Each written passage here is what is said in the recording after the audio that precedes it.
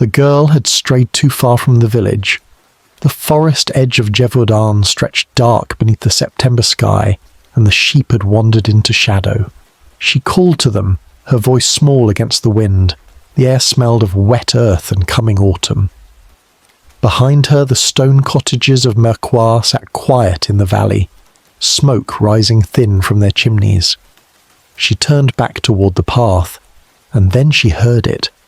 Not a wolf's howl, something lower, something that made the trees seem to lean inward. The sheep scattered. She ran. Her wooden shoes struck the stones. Her breath came sharp and cold. The sound followed, heavy, deliberate. She did not look back. She knew what walked behind her in the lengthening shadows of France's wildest province. The thing the shepherds whispered about. The thing that had already taken 3 lives that summer. The thing with jaws strong enough to crush bone and eyes that gleamed red in the dusk. She stumbled.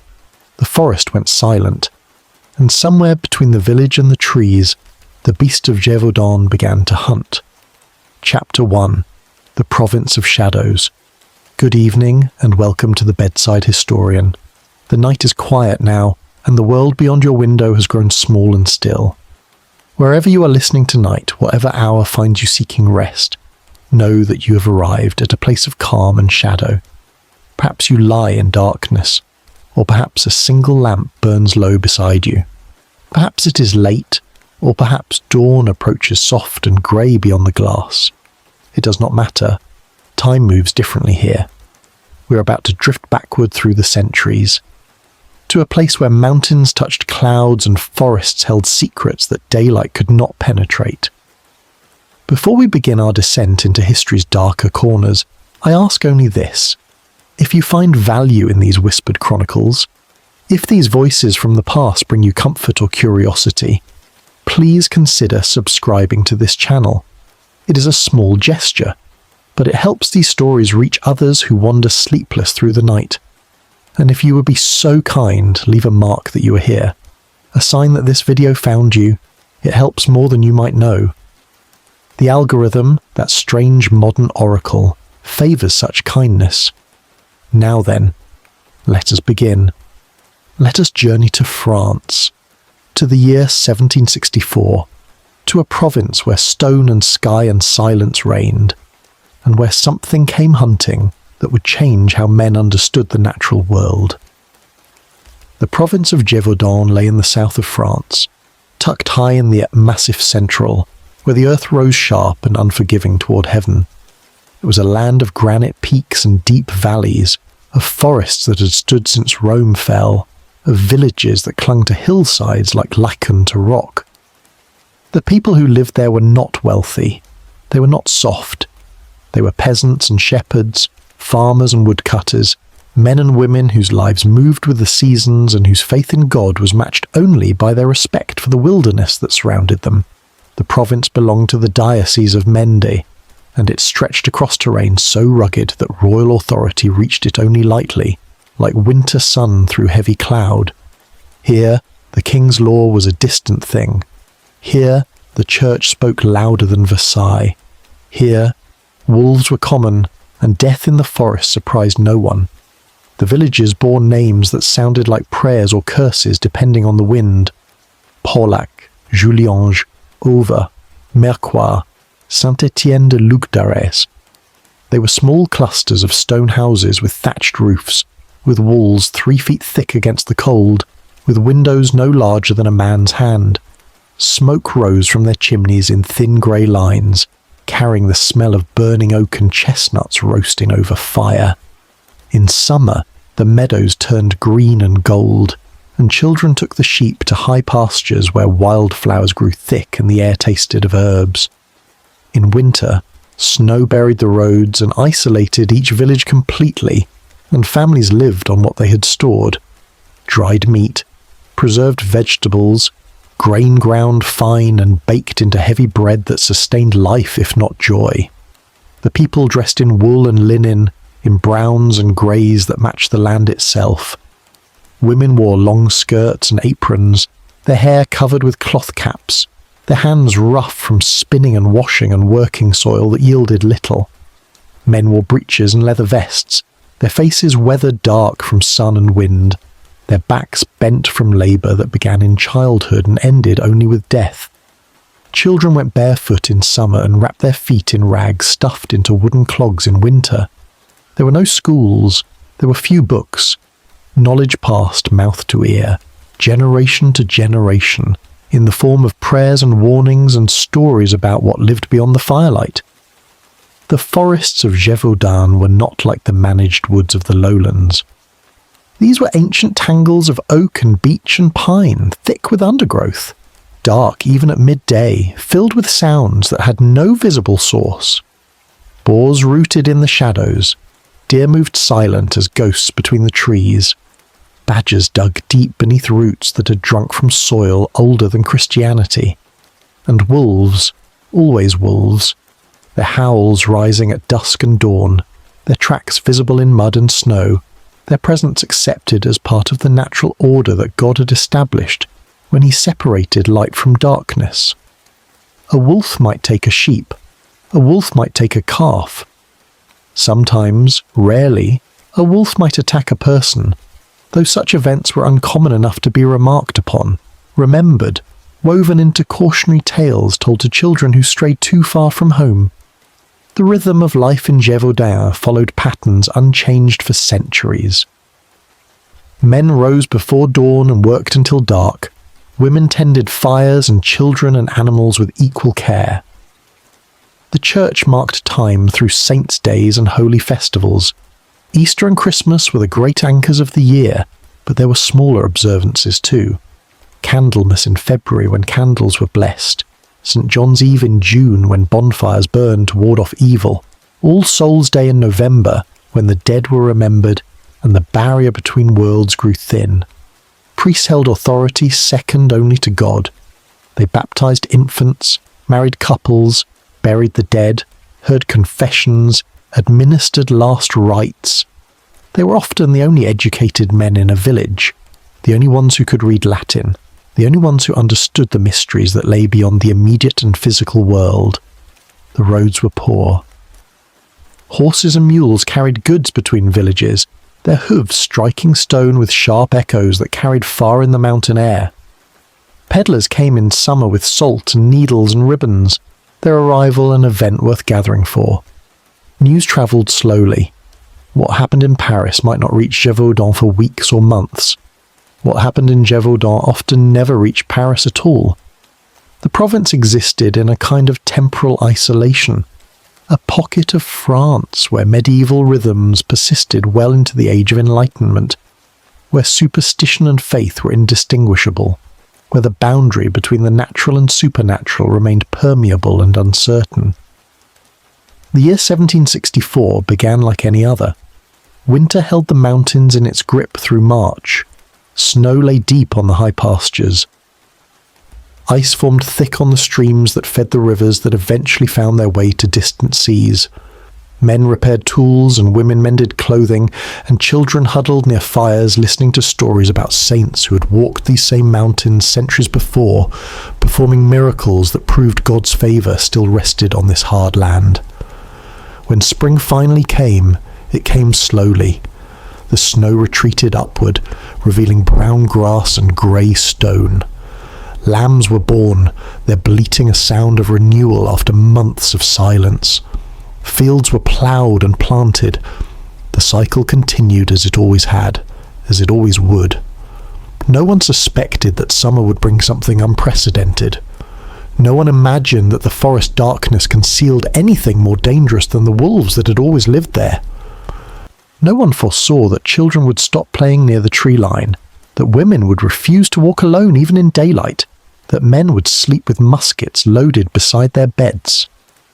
The province of Gévaudan had endured plague and famine and war. It had survived the Black Death and the 100 Years' War and the religious conflicts that had torn France apart. Its people knew hardship. They knew loss. They knew that life was fragile and death was certain, and suffering was the portion allotted to humanity after the fall. But they did not know what was coming. They could not have known. because what emerged from the forest that summer was something that defied their understanding of God's creation, something that moved with intelligence and malice, something that selected its victims with what seemed like deliberate cruelty. The wolves they knew were animals driven by hunger, predictable in their behaviour. What came in 1764 was different. It was larger, it was bolder, it was organised in its hunting, and it preferred human flesh to any other prey. The mountains stood unchanging. The villages remained where they had always been. The people continued their labours as June brought warmth and long daylight. Sheep grazed the high meadows. Children chased each other through fields bright with poppies and cornflowers. Women washed clothes in cold streams and spread them on bushes to dry. Men cut hay with scythes, the blades flashing in sun, the grass falling in long, sweet-smelling rows. Everything appeared normal. Everything seemed safe. The world had not yet learned to fear what walked among the trees, watching the villages, studying the patterns of human movement, waiting for the moment when someone strayed too far from safety. In the episcopal seat of Mende, Bishop de Choiseul-Beaupré oversaw his diocese with the authority granted by Rome and recognised by the king. He was a man of learning and piety, concerned with souls and sacraments, with the proper observation of holy days and the moral instruction of his flock. Reports from rural parishes reached him regularly. Marriages performed, children baptised, the old and sick given final communion before death claimed them. The business of salvation continued as it had for centuries. The bishop had no reason to expect that his records would soon fill with entries of a different nature, deaths that could not be explained by illness or accident, deaths that suggested the presence of something that belonged in Scripture's apocalyptic visions rather than in the ordinary French countryside. The summer of 1764 was warm and dry. The crops grew well. The livestock fattened on good grass. There was reason for contentment, for gratitude toward Providence. The wars that had ravaged Europe for so long had finally ended. Louis XV ruled from Versailles with absolute authority. France was at peace. The future seemed, if not bright, then at least predictable. The people of Gévaudan asked for nothing more than what they had always asked for: enough food to survive the winter, enough health to continue working, enough faith to face death without terror when their time came. They did not ask for deliverance from evil they could not name. They did not pray for protection from teeth and claws, guided by something more than animal instinct. They did not imagine that their province would become famous throughout France, that the king himself would take notice of their suffering, that scholars and soldiers and hunters would pour into their mountains seeking something that existed at the edge of the possible. All of that lay ahead, still hidden in the future, as invisible as the creature that had already begun its work. The forest waited, the villages slept, and history prepared to record what would become one of the most baffling chapters in the long account of humanity's relationship with the wilderness that surrounded it, that threatened it, that reminded it always of how thin the veneer of civilization truly was. Chapter 2. The First Blood. The first victim was a girl named Jeanne Boulet. She was 14 years old, tending cattle near the village of Les Ubacs on the 30th day of June. The afternoon was hot and still. The sky stretched blue and cloudless above the meadows where wildflowers grew thick among the grass. Jeanne wore a simple dress of brown wool, patched at the elbows and hem, her feet bare against the warm earth. Her hair was dark and tied back with a strip of cloth. She carried a stick for guiding the cattle, though the animals needed little guidance. They knew the pasture. They knew where the good grass grew, and where the stream ran cold and clear over smooth stones. Jeanne had brought them to this place many times before. There was no reason to fear. There was no reason to suspect that this day would end differently than all the others. The cattle grazed peacefully, their tails switching at flies, their jaws working steadily as they cropped the grass. Jeanne sat on a low stone wall that marked the boundary between pasture and forest. She watched the animals with the patient attention of someone who had been doing this work since childhood. The sun moved slowly across the sky. Shadows grew longer. Birds sang in the trees behind her. Everything was ordinary. Everything was safe. And then the cattle lifted their heads, their ears pricked forward. They stared toward the forest edge, their bodies tense, their nostrils flaring as they tested the air for scent. Jean stood. She turned to look where they were looking. She saw nothing. The forest appeared as it always did, a wall of green shadow where sunlight could not penetrate. She spoke to the cattle softly, trying to calm them, but they backed away from the tree line, their eyes wide, their breath coming in short, frightened bursts. Something emerged from the trees. Jean saw it clearly. Later, those who found her body would record what she had managed to tell them before she died. It was not a wolf. It was larger than any wolf. Its coat was reddish-brown, darker along the back, lighter on the belly. Its head was massive, its jaws powerful, its eyes pale and fixed on her with an intensity that froze her where she stood. The creature moved with deliberate purpose, not rushing, not stalking, but walking toward her as if it knew she could not escape, as if it understood that the distance between them was simply a formality that would soon be closed. Jean ran. She dropped her stick and ran toward the village, her bare feet flying over the rough ground, her breath tearing in her throat. Behind her, she heard nothing. No growl, no snarl. Just the steady sound of something large moving fast through grass. The beast caught her before she reached the road.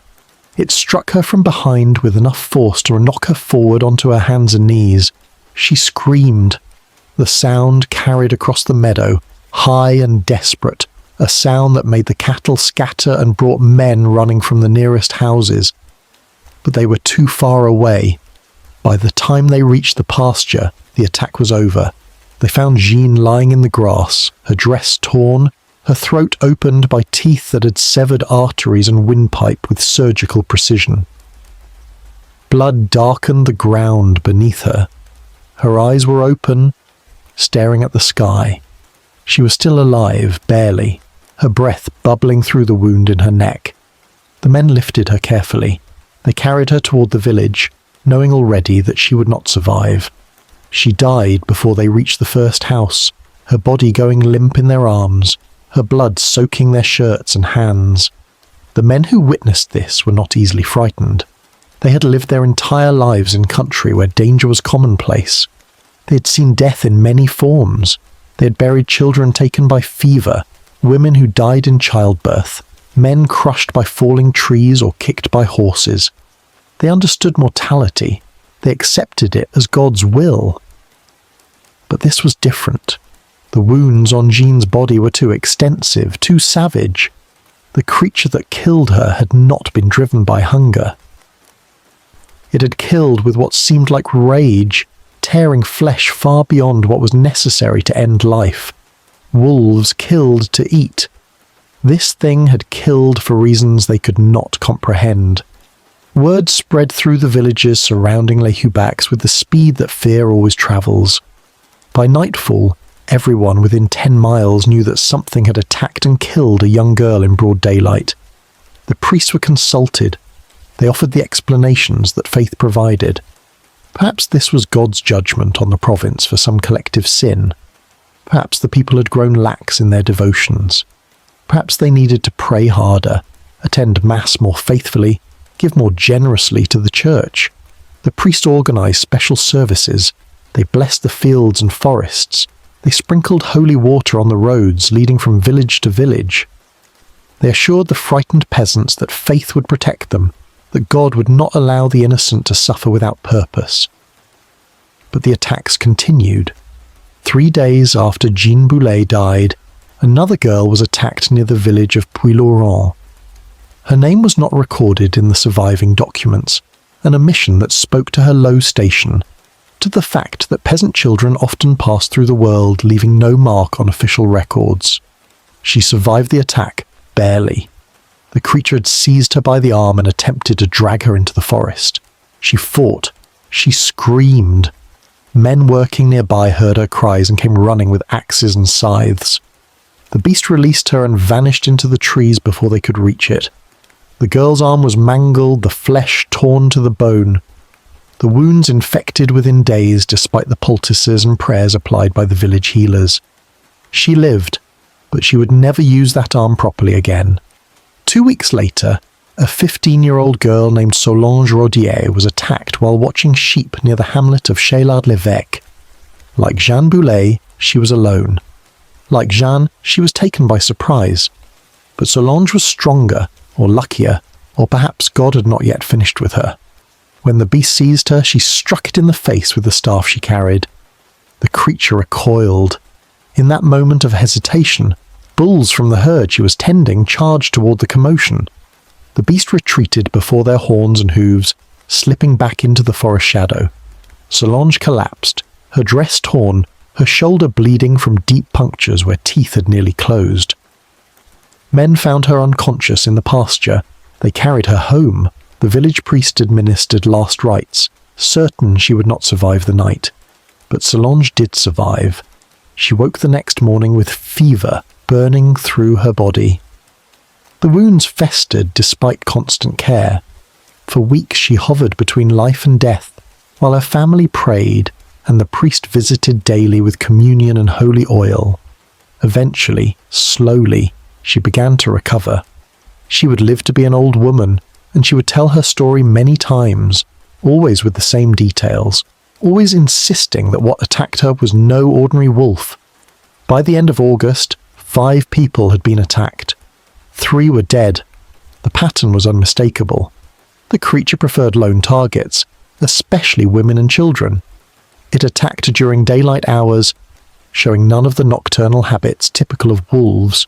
It displayed no fear of humans, approaching villages with a boldness that suggested either rabies or something far stranger. The survivors all described the same thing: an animal larger and more powerfully built than any wolf they had seen, with a coat that caught the light strangely, with the eyes that seemed to assess and calculate, rather than simply react with animal instinct.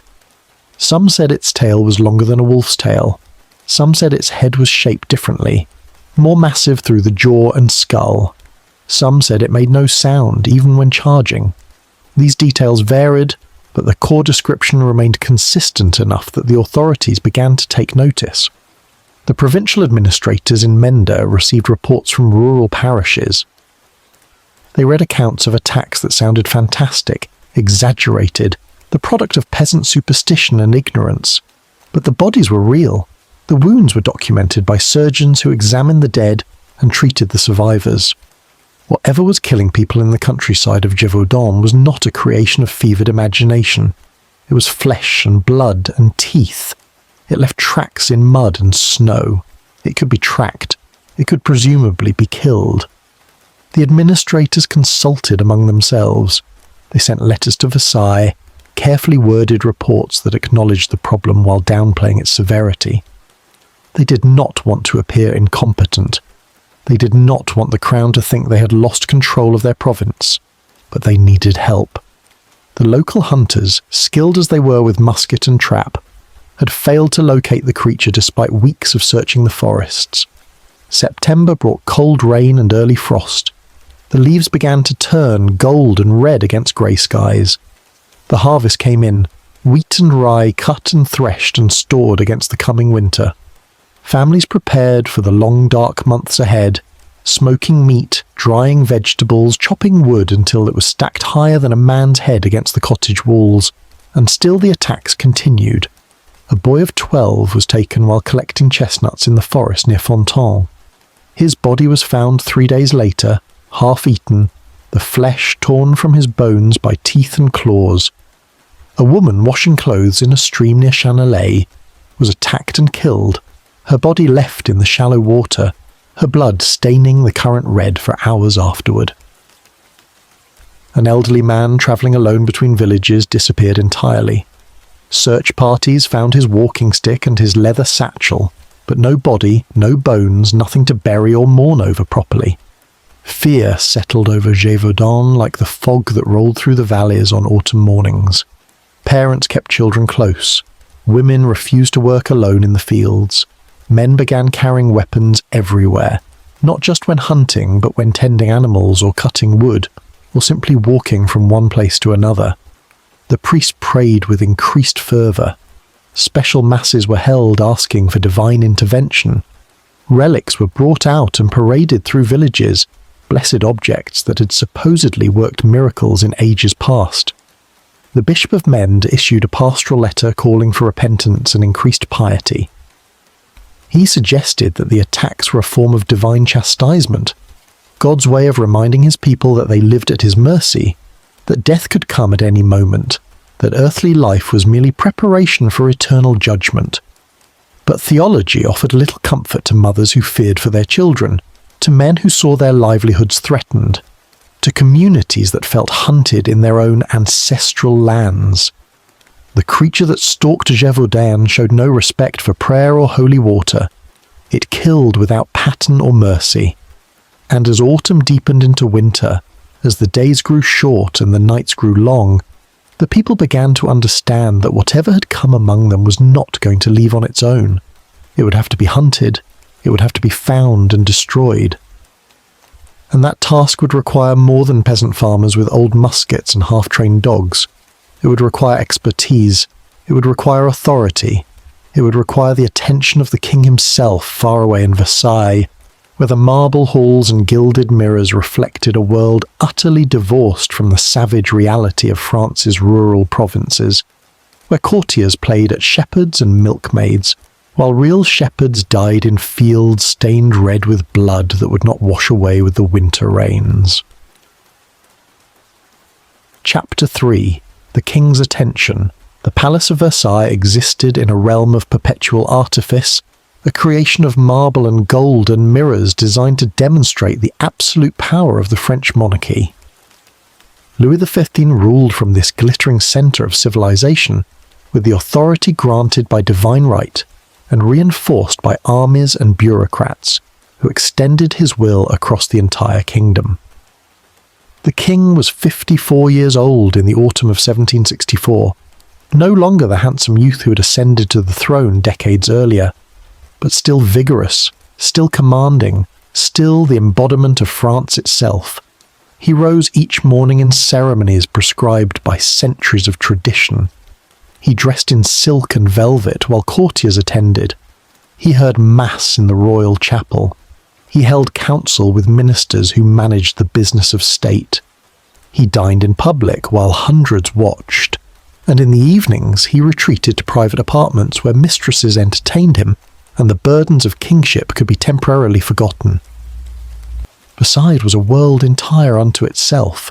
20,000 people lived within its walls and grounds, nobles and servants, guards and gardeners, cooks and clerks, priests and physicians, all moving through their prescribed roles in the great theatre of monarchy.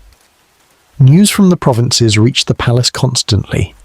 Reports carried by couriers who rode hard horses along roads that radiated from Paris like spokes from a wheel's hub. Most of this news concerned taxes and harvests, legal disputes and administrative matters, the routine business that sustained a kingdom of 25 million souls. Wars were over for the moment. The Treaty of Paris had ended French involvement in conflicts that had drained the treasury and cost thousands of lives. The king could focus on domestic affairs, on the management of his realm, on ensuring that France remained the greatest power in Europe despite recent military humiliations. It was in this context that reports from Gévaudan began to accumulate on official desks, letters from the Bishop of Mende and the provincial administrators describing attacks by what they carefully termed a dangerous animal. The initial reports were vague, written with the cautious language of men who feared appearing foolish. But as the death toll mounted, as the descriptions from survivors became more detailed and consistent, the tone of the correspondence changed. Something extraordinary was happening in the Massif Central. People were dying. Fear was spreading. The local authorities lacked the resources to deal with the situation. Royal intervention was being requested. the king's ministers brought the matter to his attention during a council meeting in late October. They presented the accumulated reports, reading selected passages that conveyed the severity of the problem without dwelling on details that might seem fantastical. Louis listened with the attention he gave to all matters concerning his kingdom. He asked questions. How many dead? What measures had been taken? What did the local hunters report? The ministers provided answers where they could and admitted ignorance where the information was incomplete. The king considered. In the grand scheme of royal concerns, a few peasant deaths in a remote province might seem trivial, but Louis understood that kingship required visible care for all subjects, not merely courtiers and nobles. If people were suffering, if they had appealed for help, then help must be sent. To do otherwise would suggest weakness, would imply that the king's authority did not extend fully to every corner of France. Louis issued orders. The matter would be handled with appropriate seriousness. Professional wolf hunters would be dispatched to Gévaudan with authority to organize hunts, to requisition assistance from local populations, to take whatever measures necessary to eliminate the threat. The hunters chosen for this task were men of the king's own household, experienced in the royal hunts that took place regularly in the forests surrounding Versailles, skilled in tracking and killing dangerous game. They would bring modern weapons, trained dogs, systematic methods that had proven successful against wolves elsewhere. The problem would be solved quickly, efficiently, with minimal disruption to the province. The king expected regular reports on their progress. The first royal hunters arrived in Gévaudan in early November. They came with authority sealed by the king's own signature, with funds to pay for lodging and supplies, with confidence born of experience hunting wolves in other regions. They met with local administrators in Mende, examined the reports of attacks, interviewed survivors, studied the terrain on maps that showed the extent of the affected area. The scope of the problem became immediately apparent. The creature was ranging across hundreds of square miles, attacking in locations separated by distances that would take hours to walk. It showed no consistent pattern of movement. It appeared in the east one day, in the west the next. It seemed to know the countryside better than any local guide, vanishing into terrain so rugged and forested that tracking became nearly impossible. The royal hunters organised systematic drives, methods that had worked successfully in other provinces. They gathered local men, sometimes hundreds at a time, and formed lines that swept through forests and valleys, beating drums, firing muskets into the air, attempting to flush the beast toward waiting guns. They brought hunting dogs from the royal kennels, hounds trained to track wolves by scent, to corner them, to hold them until hunters could arrive with weapons.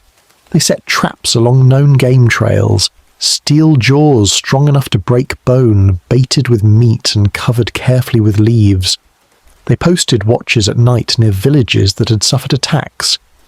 Armed men who kept fires burning and stared into darkness, waiting for movement, for the gleam of eyes reflecting firelight. Nothing worked.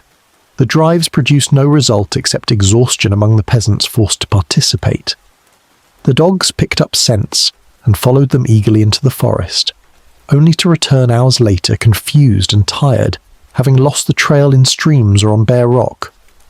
The traps remained empty, their bait taken by foxes and badgers, but never by the creature they sought. The night watchers saw nothing except shadows and heard nothing except wind moving through trees. Days passed into weeks, November became December. Snow began to fall in the high country, covering the ground, making tracking easier in theory, but providing no tracks to follow. The beast seemed to understand it was being hunted. It became more cautious, more selective, attacking only when circumstances favoured it completely. But it did not stop killing. A girl was taken near Lorcière while returning home from church. An old woman disappeared from her cottage on the outskirts of Juliange, her door found open, her fire still burning, her body discovered days later in the forest, with wounds that made even hardened men turn away. 2 boys playing near Rocles were attacked simultaneously, the beast moving with impossible speed, killing one and severely wounding the other before adults could intervene. Each attack was documented, recorded in official reports, added to the growing file that testified to the hunters' failure. The king's men had promised swift resolution. Instead, they had produced nothing except mounting frustration and expense. In Versailles, the reports from Gévaudan became a subject of interest at court. Nobles who had never given thought to provincial matters suddenly wanted to know about this creature that defied the king's hunters. Theories circulated in drawing rooms and salons. Some suggested it was a wolf of unusual size made bold by rabies or hunger. Some thought it might be a hybrid, the offspring of wolf and dog, possessing the worst traits of both. A few whispered more exotic possibilities. A creature escaped from some private menagerie, perhaps a hyena or similar beast imported from Africa or the East. The more superstitious suggested demonic influence, God's punishment made manifest in animal form. The king listened to these speculations with royal patience but little credence. He was a man of his age, the age of enlightenment, when reason was meant to illuminate the darkness of medieval ignorance. There would be a rational explanation. There always was. Louis ordered additional resources sent to Gévaudan. More hunters, more weapons, more money to pay for expenses and rewards. He authorized a bounty for the creature's death, a sum large enough to interest professional hunters and adventurers from across France. He sent letters to the Bishop of Mende expressing royal concern and assuring the people that their suffering was noted at the highest levels of authority. He commanded that the hunts continue through winter, despite the difficulty of operating in snow and cold. The beast would be found. It would be killed. Royal authority would be vindicated. The people of Gévaudan would learn that the king's protection extended to them as surely as it did to the nobles, who danced in mirrored halls and slept in silk. But winter in the massive central was a different world from winter in Versailles. When snow fell on the palace grounds, servants cleared the paths and life continued with minor inconvenience. When snow fell on Gévaudan, it buried roads and isolated villages completely. The temperature dropped far below freezing. Ice formed thick on streams and rivers. Wolves became more aggressive as prey grew scarce, and ordinary wolf attacks now had to be distinguished from attacks by the creature that had claimed so many lives. The royal hunters suffered along with the local population. Their lodgings were cold and uncomfortable. Their food was simple and often scarce. Their fine clothing and equipment, suitable for hunting in royal forests where lodgers and servants waited nearby, proved inadequate for the brutal conditions of the mountains. The local population's attitude toward the royal hunters shifted from hope to resentment. These men from Versailles had arrived with promises and authority, but they had achieved nothing. They demanded food and shelter. They requisitioned the labor of men needed for work. They gave orders as if the peasants were soldiers under command, and still the beast killed. Still children died. Still women vanished. The gap between royal power and rural reality had never seemed wider. In Versailles, Louis could command armies, could declare war or make peace, could raise taxes or grant pardons. But in Gévaudan, none of that mattered. What mattered was teeth and claws and blood in snow. What mattered was the creature that moved through the forest like a ghost, visible only when it chose to be, subject to no law except its own hunger and rage. December brought the shortest days and longest nights. Families huddled close to fires and prayed for spring. The attacks continued with irregular frequency, sometimes several in a week, sometimes none for weeks. The unpredictability made fear constant. No one knew when or where the next attack would come. No one felt safe. Church attendance increased dramatically as people sought divine protection that human efforts had failed to provide. Priests conducted special services asking for deliverance from evil. Holy water was sprinkled on thresholds. Crucifixes were hung above doors. Medals blessed by the bishop were worn around necks. Faith became not merely a matter of salvation in the next world, but of survival in this one. The king's hunters sent reports to Versailles admitting their lack of progress but requesting more time, more resources, more authority to compel local cooperation. They wrote of difficult terrain and difficult people, of forests too vast to search thoroughly, of peasants too ignorant to follow instructions properly.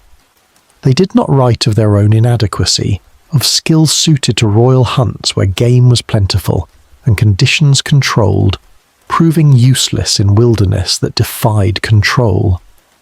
They did not admit that they were as frightened as the peasants, that they too heard howls in the night and wondered what made them, that they too saw shadows move and felt their hearts race with fear they would never acknowledge openly. And through it all the beast continued its work. It killed as winter deepened, as snow piled higher, as the province sank into a fear so profound, it began to resemble the Dark Ages when demons walked freely, and miracles were the only defense against evil. Gévaudan had become a place where Enlightenment's confident rationalism met something that rationalism could not explain or control, where France's most powerful king discovered the limits of his power, where the distance between Versailles and the mountains measured more than miles, measured the gap between the world as it should be and the world as it was, where teeth tore flesh and blood-stained snow and screams echoed through valleys that remembered older, darker times. Chapter 4. The Winter Hunts.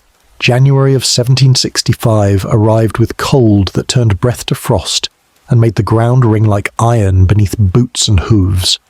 The snow lay deep across Gévaudan, transforming the landscape into a white expanse broken only by the dark lines of forests and the grey stone of villages. Smoke rose straight up from chimneys on still days, thin columns that dissolved into colourless sky. On windy days the smoke whipped away before it could rise, and the wind itself carried sounds across vast distances, the crack of splitting wood, the lowing of cattle shut in barns, the church bells that marked the hours and called the faithful to prayer. The cold was absolute. Water froze solid in buckets. Wine turned to slush in bottles. Men wrapped their faces in cloth to prevent the air from freezing their lungs. And still the hunts continued. The royal hunters had been reinforced. New men arrived from other provinces, veterans of military campaigns who understood discipline and organization, who knew how to conduct operations in hostile territory. They brought military methodology to the search. They divided the affected region into sectors and assigned teams to each. They established regular patrols along roads and paths. They created a system of signals, musket shots fired in specific patterns to communicate across distances, to alert other teams when tracks were found or attacks occurred. They requisitioned buildings in central locations to serve as headquarters, places where information could be gathered and analysed, where maps could be studied and strategies debated. The local hunters were incorporated into this system, men who knew the terrain intimately, who could read tracks and signs that city-bred soldiers missed. These were poachers and gamekeepers, shepherds who knew every valley and ridge, foresters who had spent their lives in the woods.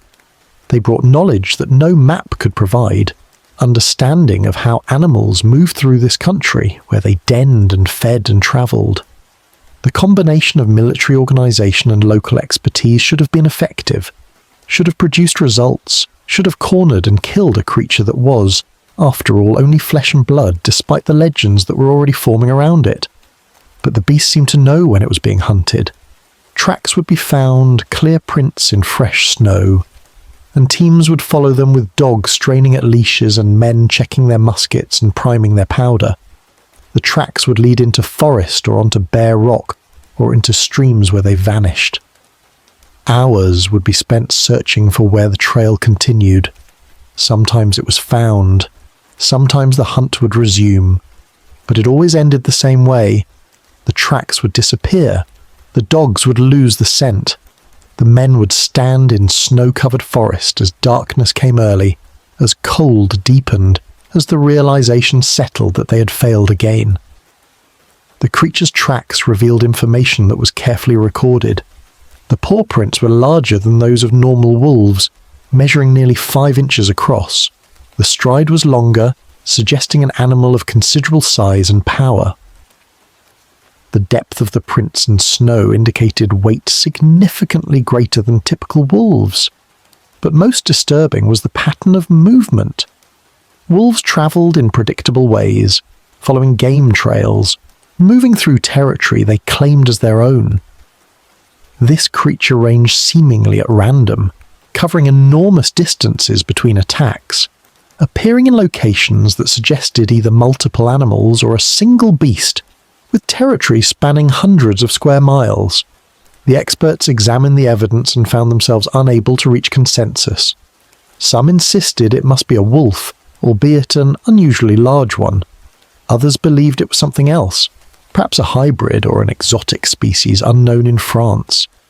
While the hunters pursued tracks through frozen forests, the attacks continued. On the 15th of January, 2 girls were attacked near Villeray-d'Apcher. They had been sent to fetch water from a well outside the village, a task so routine it required no thought, no special caution.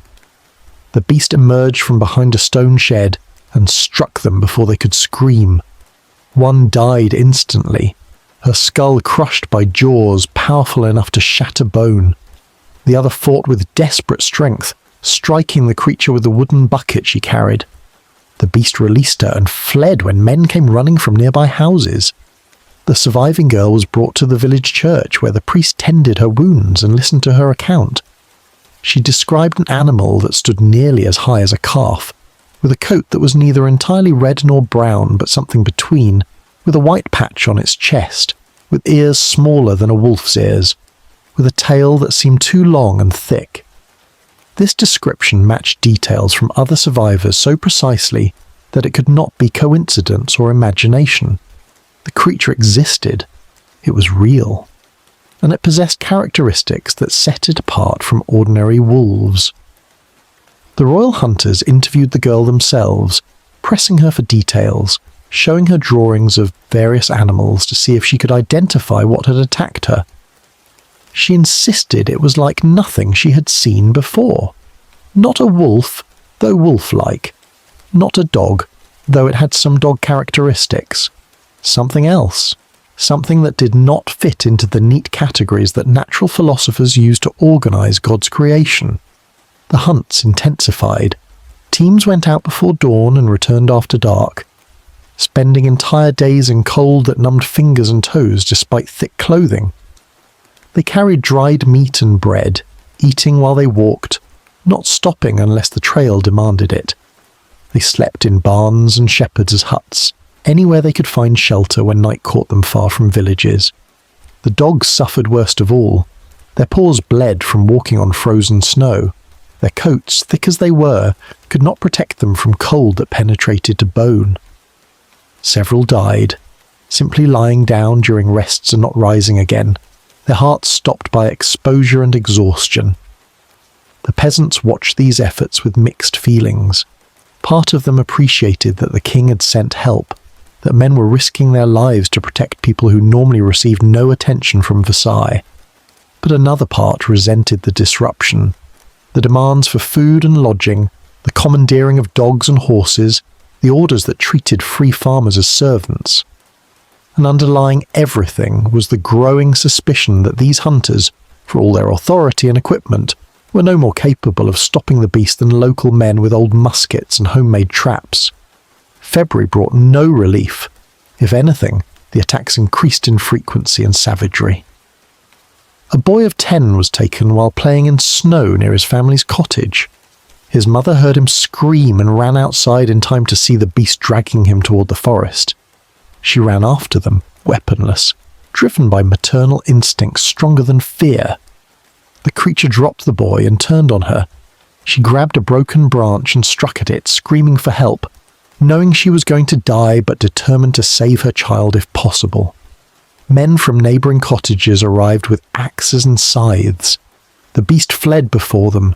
The boy survived with terrible wounds to his back and shoulders.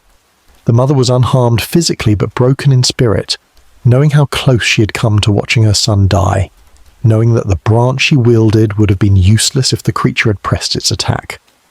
The psychological toll on the province was becoming as serious as the physical danger. People stopped travelling except when absolutely necessary. Trade between villages nearly ceased, markets were cancelled, festivals and gatherings were postponed indefinitely. The normal rhythms of community life, already limited by winter, contracted further. Fear became the dominant emotion, pervasive and corrosive, affecting everything. Mothers woke screaming from nightmares. Children refused to sleep alone. Men sat by fires staring at nothing, muskets across their knees, waiting for sounds that might signal attack. The fabric of society was fraying. The church attempted to provide stability and comfort. Special masses were held weekly, sometimes daily. The Bishop of Mende issued pastoral letters that were read from every pulpit, reminding the faithful that suffering was part of the Christian life, that God tested those he loved, that endurance would be rewarded in heaven even if not on earth. Processions were organized, crowds walking through villages carrying crucifixes and relics, singing hymns, praying aloud. These events provided temporary relief, a sense of community action against the evil that afflicted them. But when the processions ended and people returned to their cottages, the fear returned too, as solid and real as the cold, as the darkness, as the knowledge that something was out there in the forest, watching, waiting, choosing its next victim. The royal hunters sent increasingly desperate reports to Versailles. They requested more men, more dogs, more ammunition, more money. They described the difficulty of the terrain, the size of the area that needed to be covered, the impossibility of maintaining constant patrols everywhere the beast might appear. They suggested that the local population was not cooperating fully, that superstition and ignorance were hampering efforts. They did not say, but perhaps believed, that the task they had been given was impossible, that no amount of resources would be sufficient to hunt down a single animal in wilderness this vast and rugged. In Versailles, patience was wearing thin. The king had expected results. He had sent his best hunters with full authority and ample resources. Months had passed. The death toll continued to rise. The matter was becoming an embarrassment, discussed not just in France but in foreign courts, where enemies of France delighted in stories that suggested the king could not protect his own subjects from a wild animal. Something had to change. New leadership was needed. Someone with a reputation so formidable that their very arrival would signal royal seriousness, would demonstrate that this problem would be solved regardless of cost or difficulty. The king consulted with his ministers and made a decision. He would send François Antoine, the royal harquebus bearer, one of the most skilled hunters in France, a man whose success in killing wolves and other dangerous game was legendary. Antoine would go to Gévaudan with full authority, with his own men, with the finest weapons and dogs available. He would have one task: kill the beast. Nothing else mattered. Not expense, not local opinion, not the niceties of provincial administration. Find the creature and destroy it. Restore order. Prove that royal power extended everywhere, even into mountain provinces where wolves grew bold enough to challenge human dominion. The announcement that Antoine was coming reached Gévaudan in late February. For the first time in months, hope stirred. If anyone could end the killing, it would be the king's own gun-bearer, a man who had hunted in royal forests since childhood, who knew everything there was to know about tracking and killing dangerous animals. The people prepared to welcome him, to assist him, to pray for his success. The winter had been long and terrible. Spring was coming. Perhaps spring would bring deliverance. Perhaps the nightmare that had lasted 8 months would finally end. The forest waited silent beneath its burden of snow. The villages waited too, and somewhere in the darkness between the trees the beast that had killed so many continued its existence, unknowing or uncaring that the most skilled hunter in France was coming to end its life. Chapter 5. The Pattern of Terror. The beast did not kill indiscriminately. As winter turned towards spring and the accumulated records of attacks were studied with increasing care, a pattern emerged that made the creature's behavior seem less like animal instinct and more like deliberate selection. Of the dozens who had been attacked, the vast majority were women and children. Men were rarely targeted, and when they were, it was usually because they intervened in attacks already underway. The creature showed a marked preference for victims who were young, small, isolated, and defenseless. This preference suggested intelligence that went beyond normal predatory behavior. Wolves killed what was easiest to kill, but they did not systematically avoid adult males while seeking out the vulnerable. This thing did. The realization settled over Gévaudan like a new layer of fear. It meant that certain members of the community were in constant danger, while others were relatively safe. It meant that the work necessary for survival, work that fell disproportionately to women and children, had become potentially fatal. Watching livestock, gathering wood, fetching water, walking between villages, these ordinary tasks now carried risk that made mothers weep and fathers rage with helpless frustration. The social fabric that had held these communities together for generations began to tear under strain it had never been designed to bear. Marie-Jeanne Vallée was 19 years old, the daughter of a farmer near the village of Porlac. She was strong from years of physical labour, healthy despite the hard life that defined peasant existence, capable in the way that rural women had to be capable to survive. On the 21st of March, she was tending her family's small herd of cows in a meadow not far from the cottage where she'd been born. The day was clear and bright, one of the first true spring days after months of cold. Snow remained in shadows and on north-facing slopes, but the grass was beginning to green, and the air carried warmth that promised the season's change. Marie-Jeanne carried a staff, a length of oak as tall as herself, sharpened at one end, solid and heavy. She carried it not just for guiding cattle, but for protection, because everyone in Gévaudan now went armed whenever they left their homes. The beast came from upwind, moving through tall grass that concealed its approach. Marie-Jeanne saw it when it was 20 paces away, emerging into clear ground with a purposeful gait she had heard described so many times. Her heart hammered, but her mind stayed clear. She did not run. Running meant death.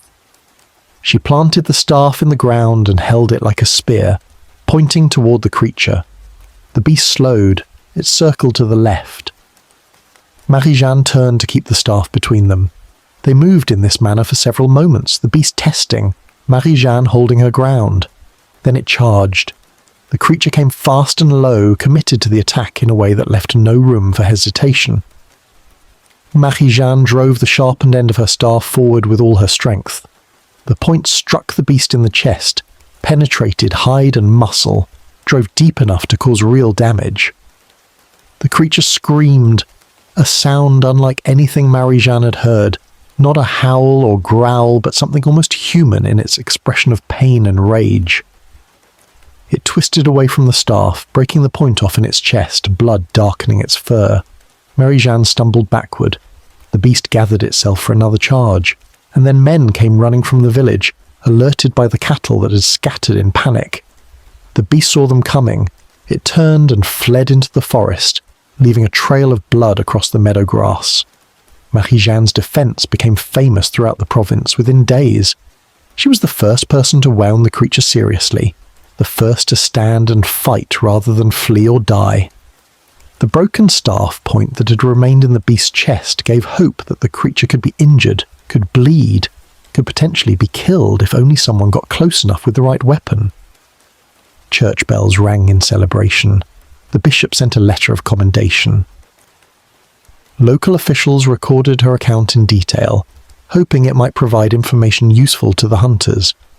Marie-Jeanne herself became a symbol of resistance, proof that courage could triumph over terror.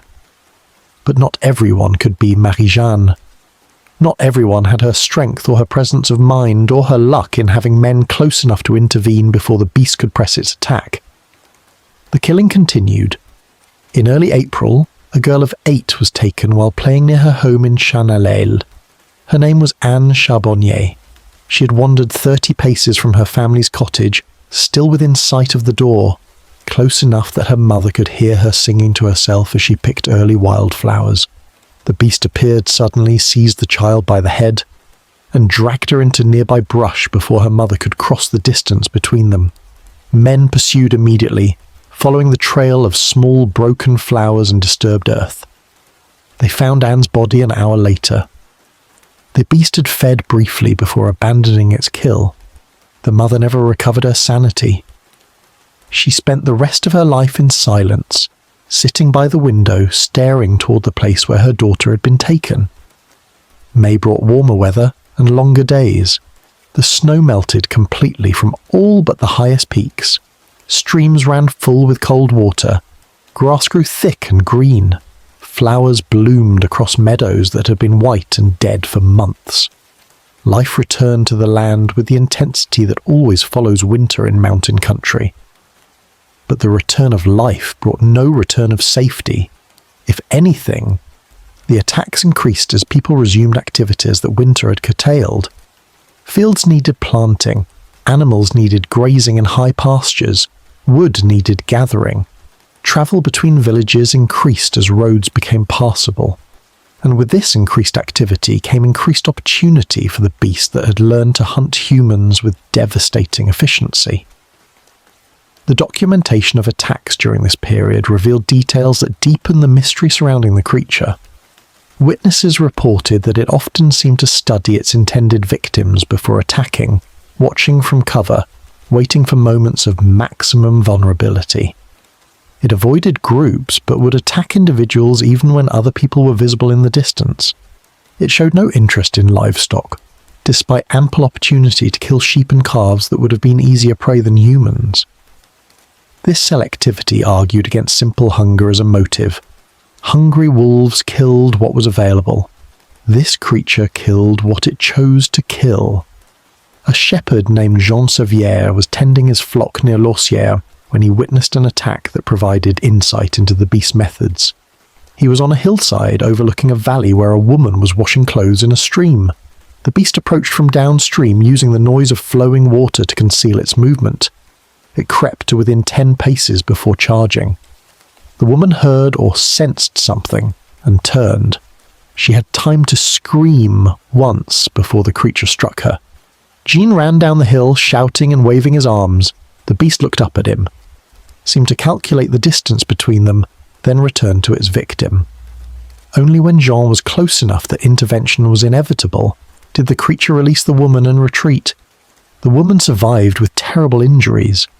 Jean's testimony was recorded by authorities who were struck by what seemed like calculated risk assessment on the beast's part. It had measured the time available before rescue arrived, and had used that time to inflict maximum damage.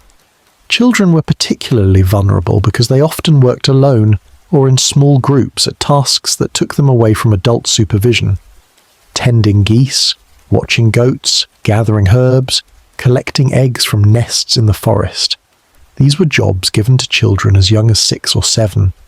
The beast seemed to understand this pattern. It haunted the edges of villages during hours when children were most likely to be outside. Multiple witnesses reported seeing it watching from the tree line, motionless, patient, waiting. When a child strayed into range, the attack came with terrible speed. The psychological impact on the children of Gévaudan was profound and lasting. Those who survived attacks carried physical scars, but every child in the province carried emotional scars. They grew up in a world where the forest was not merely dangerous but actively malevolent, where something existed that wanted specifically to kill them, that waited for them, that might take them at any moment. Normal childhood ended. Play became restricted to areas within sight of adults. Independence vanished. Trust in the natural world, already limited by the hard realities of peasant life, disappeared entirely. A generation was being shaped by trauma that would mark them for the rest of their lives. Mothers faced impossible choices. They needed their children's labour to maintain households and farms, but sending children to work meant risking their lives. Keeping them inside meant work undone, resources not gathered, tasks not completed. Some families chose safety over productivity, accepting poverty rather than exposure to danger. Others, with larger households or less margin for survival, continued sending children out but lived in constant anxiety, listening for screams, watching the forest edge, praying to saints whose intervention seemed increasingly uncertain. The pattern of attacks also revealed something about the beast's physical capabilities. It could kill adult women with ease, suggesting strength far beyond normal wolves. It could drag bodies significant distances, indicating power and endurance. It could move with remarkable speed when charging, covering ground so quickly that flight was rarely successful. Yet it could also be driven off by determined resistance, suggesting vulnerability to weapons or sufficient force. This combination of power and caution made it extraordinarily difficult to hunt. It was strong enough to be dangerous, but smart enough to avoid situations where it might be injured or killed. One attack in particular demonstrated both the creature's intelligence and its brutality. Two sisters, aged 11 and 13, were walking home from a neighbouring village where they had visited relatives. The journey was less than 2 miles, along a well-travelled path. They were within sight of their own village when the beast emerged from a ravine beside the road. It attacked the younger girl first, seizing her by the arm. The older sister, instead of fleeing, grabbed her sibling and pulled against the creature's grip. A struggle ensued that lasted several minutes, the beast attempting to drag one girl away while the other held on with desperate strength. Both girls were screaming. Men heard from the village and came running. The beast finally released its prey and vanished before the rescuers arrived. Both girls survived, though the younger lost the use of her arm. Their courage was celebrated, but what struck observers was the beast's persistence. Even when it must have heard men approaching, even when success was clearly impossible, it had continued trying to secure its victim. By June, the death toll had reached 40. 40 people killed in 1 year. Dozens more injured, some permanently maimed. The number was staggering for a rural province where populations were small and every death diminished communities already struggling to sustain themselves. Families were devastated. Some had lost multiple members. Some had lost their only children. The grief was compounded by helplessness, by the knowledge that despite months of hunting, despite royal intervention, despite prayers and processions and every effort that could be made, the killing continued without sign of ending. The pattern was clear. The preference for women and children was undeniable. But understanding the pattern did nothing to stop it. The beast continued its work through the lengthening days of early summer, through weather that should have brought relief and renewal but instead brought only more death, more fear, more proof that something existed in the forests of Gévaudan that defied every natural law, every reasonable expectation, every hope that horror might have limits, or that evil might eventually exhaust itself. The creature hunted with the persistence of something driven by more than hunger, by more than instinct, by something that resembled purpose or malice, or the kind of deliberate cruelty that humans inflicted on each other in war, but that no animal should possess. And the people could only endure and watch and wait for the salvation that royal hunters promised but seemed incapable of delivering. Chapter 6. François Antoine arrives. François Antoine was 60 years old when he received his commission from the king to hunt the Beast of Gévaudan. He had served the royal household for 4 decades, rising from assistant gamekeeper to the prestigious position of porte-arquebuse du roi, the king's own gun-bearer. He had hunted in every royal forest in France. He had killed wolves and boars and stags beyond counting. He had organised drives that involved hundreds of beaters and resulted in harvests that filled royal larders. His knowledge of weapons was encyclopedic. His understanding of animal behaviour was the product of a lifetime spent studying prey and predator. He was methodical, patient, supremely confident in his abilities. When Louis XV personally charged him with ending the terror in Gévaudan, Antoine accepted with the calm assurance of a man who had never failed at any task the crown had assigned him. He arrived in the province in late June with an entourage that demonstrated royal commitment to the mission. 6 experienced hunters accompanied him, men chosen for their skill and reliability. They brought 40 trained dogs, mastiffs and bloodhounds, bred and trained in royal kennels specifically for hunting dangerous game. The weapons they carried were the finest available: rifled muskets with superior accuracy and range, pistols for close work, swords and knives for final dispatches. They brought tents and supplies sufficient for months in the field. They brought authority sealed with the king's signature, documents that gave Antoine power to requisition whatever he needed from local authorities, to command assistance from the population, to organise the province's resources as he saw fit. The people of Gévaudan welcomed him with cautious hope. Previous royal hunters had arrived with promises and departed with excuses, but Antoine was different. His reputation preceded him. Stories circulated about his legendary hunts, about wolves killed at impossible distances, about tracking skills that bordered on supernatural. If anyone could end the nightmare, surely it was this grey-haired professional who carried himself with quiet authority and spoke with the certainty of long experience. The Bishop of Mende met with him personally, offering the church's full support and cooperation. Local administrators provided maps, records of every attack, lists of witnesses willing to be interviewed. Antoine listened to everything, asked sharp questions, formed his own judgments. He spent his first week studying the terrain.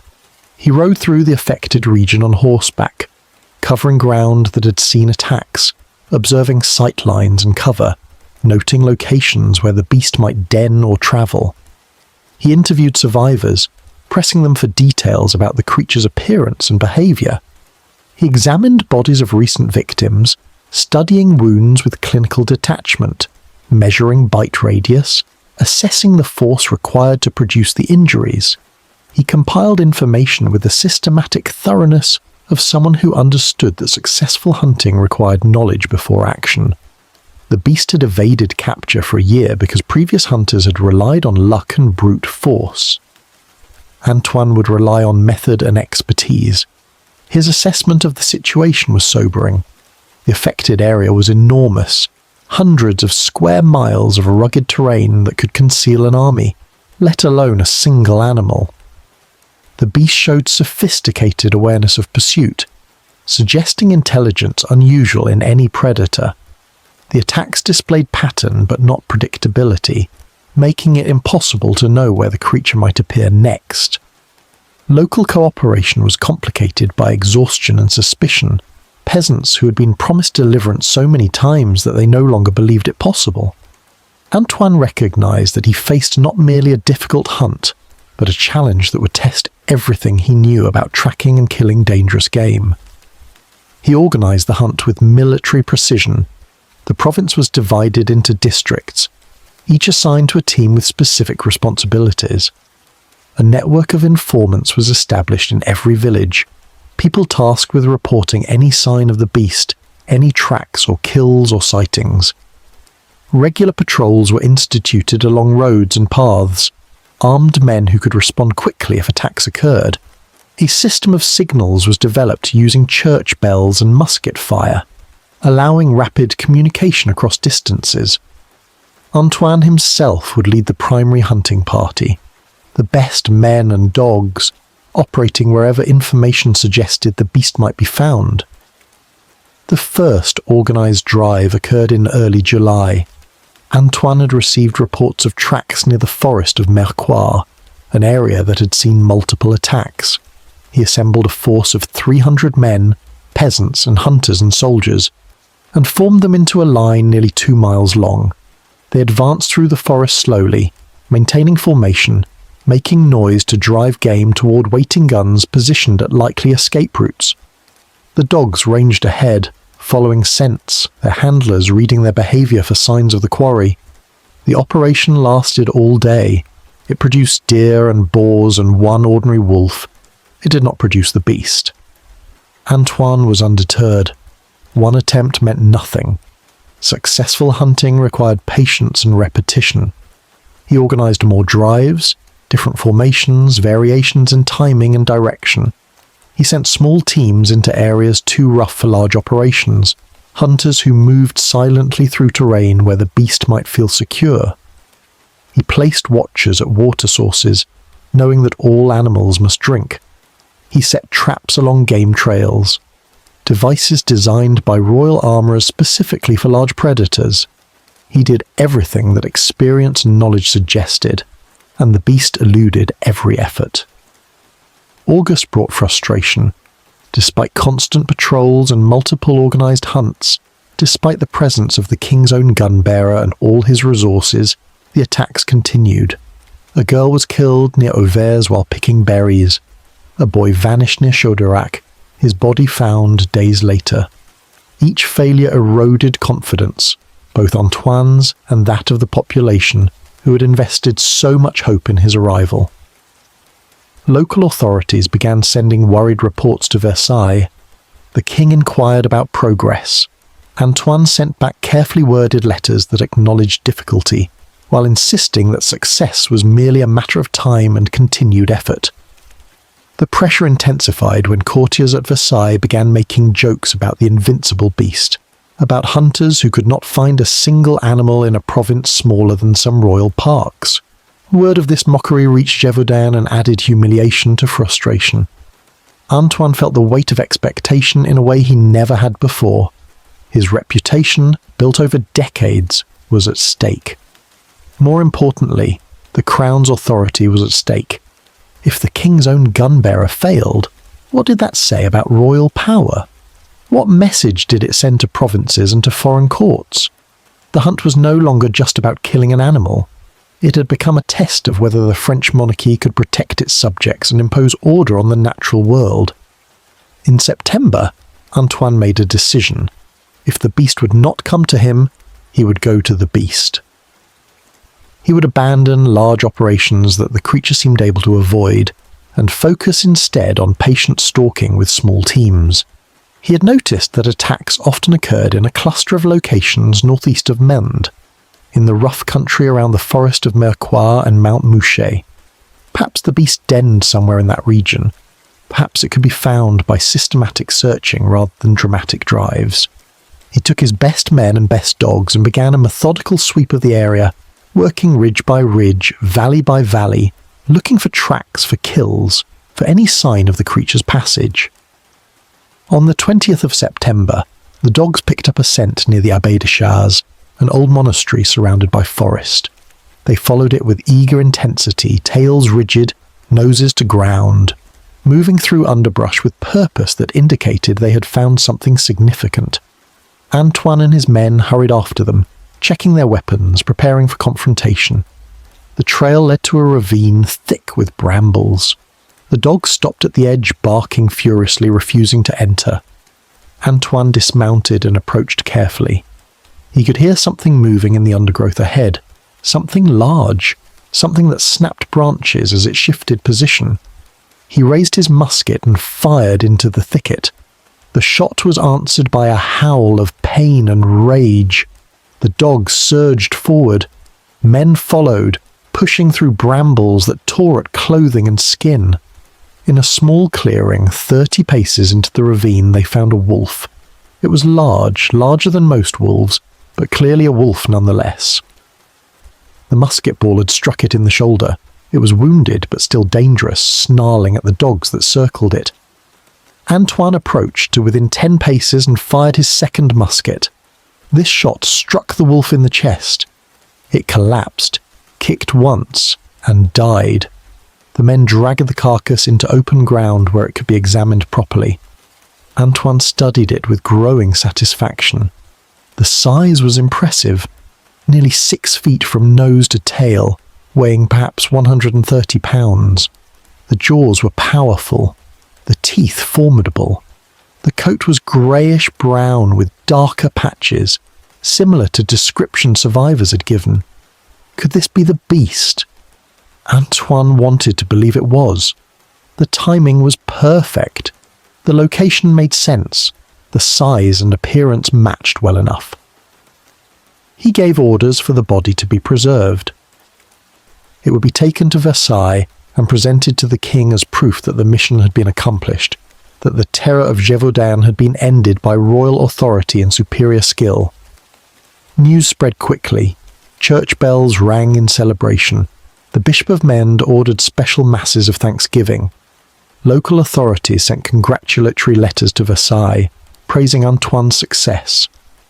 The king received the news with satisfaction and ordered that the wolf's body be stuffed and mounted for display. Antoine was celebrated as a hero, the man who had achieved what others could not. He remained in Gévaudan for several more weeks, accepting gratitude, ensuring that his account of the hunt was properly recorded, basking in vindication after months of frustration and doubt. Then he returned to Versailles, to his position in the royal household, confident that he had fulfilled his duty and eliminated the threat that had plagued the province for more than a year. The people of Gévaudan wanted desperately to believe that the nightmare was over. They wanted to believe that Antoine had killed the beast, that safety had been restored, that children could play without fear, and women could work without looking over their shoulders. For a few weeks, that belief seemed justified. September ended without attack. October began quietly. Harvest came in. Life resumed something approaching normalcy. Perhaps God had finally shown mercy. Perhaps the prayers and processions had worked. Perhaps the wolf Antoine killed had indeed been the creature that had claimed so many lives. The province exhaled, cautiously, hoping that the long terror had finally ended with a single well-aimed shot in a ravine near an old monastery, where monks had once prayed for deliverance from evil they could not have imagined. Chapter 7. The Wolf of Jesus. The wolf that François Antoine killed was transported to Versailles with ceremony befitting an enemy of the state. It was loaded onto a cart and covered with canvas for the long journey from Gévaudan to Paris, accompanied by armed guards as if the dead creature might somehow pose danger even in death. Along the route, villagers gathered to see the beast that had terrorized the south, to verify with their own eyes that it was real, that it was dead, that deliverance had truly come. Local officials composed letters describing the procession, the size of the wolf, the jubilation of populations who believed themselves finally safe. These letters joined the flood of congratulatory correspondence already flowing toward the capital, toward Versailles, toward the king who had sent his greatest hunter to solve a problem that lesser men could not. At the palace, preparations were made to receive this unusual trophy. Taxidermists of the royal household examined the carcass and determined that despite deterioration from travel it could be preserved. The work began immediately. The skin was carefully removed and treated with chemicals that would prevent decay. The skull was cleaned and measured. The teeth were counted and their size recorded. A wooden form was constructed to approximate the wolf's living shape, and the preserved skin was stretched over this frame, positioned to show the creature in a threatening posture, jaws open, teeth visible, one paw raised as if mid-stride. The taxidermist worked with the skill that royal patronage commanded, creating a mount that would inspire both wonder and reassurance when displayed in the halls where courtiers walked and ambassadors were received. The finished work was presented to Louis XV in early November. The king examined it with interest, walking around the mount, observing it from various angles, noting the size that exceeded normal wolves, the powerful build, the formidable teeth. He declared himself satisfied. This was clearly no ordinary animal. It was impressive enough to justify the resources spent hunting it, to explain why it had eluded capture for so long, to vindicate Antoine's reputation and the crown's decision to intervene personally in provincial affairs. The king ordered the mount placed in a gallery where visitors could see it, where it would serve as evidence of royal power extending to every corner of France, protecting even the humblest subjects from threats both human and animal. Stories about the wolf spread through the court and from there to the broader public. Pamphlets were printed describing the hunt and Antoine's skill.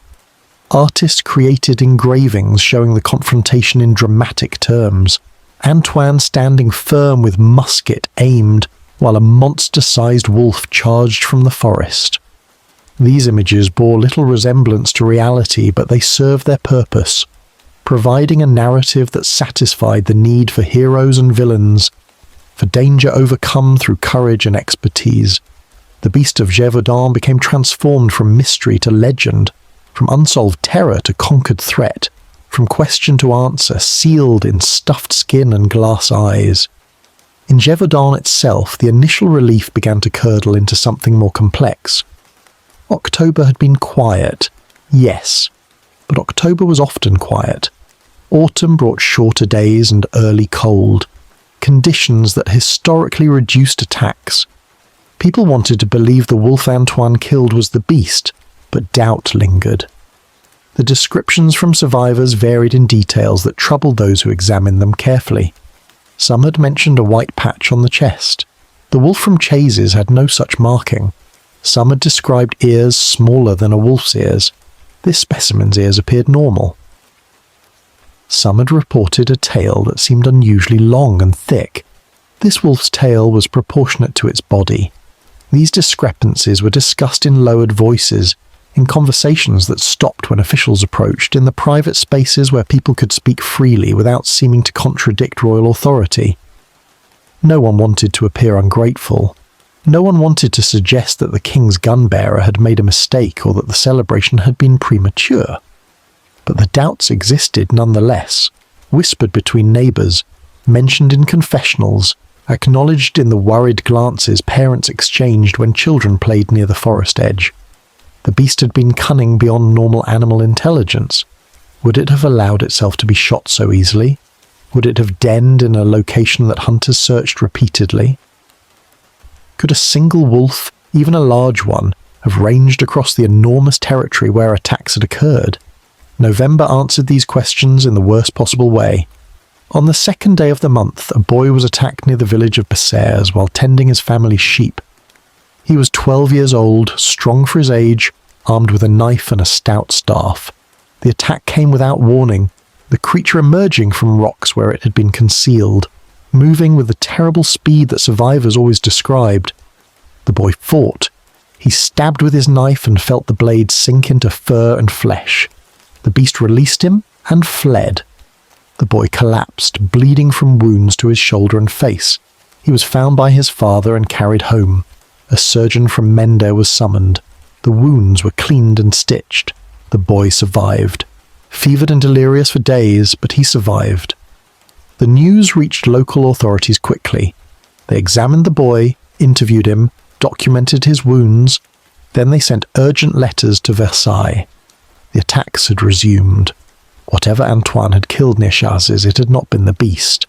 The terror was not over. The celebration had been premature.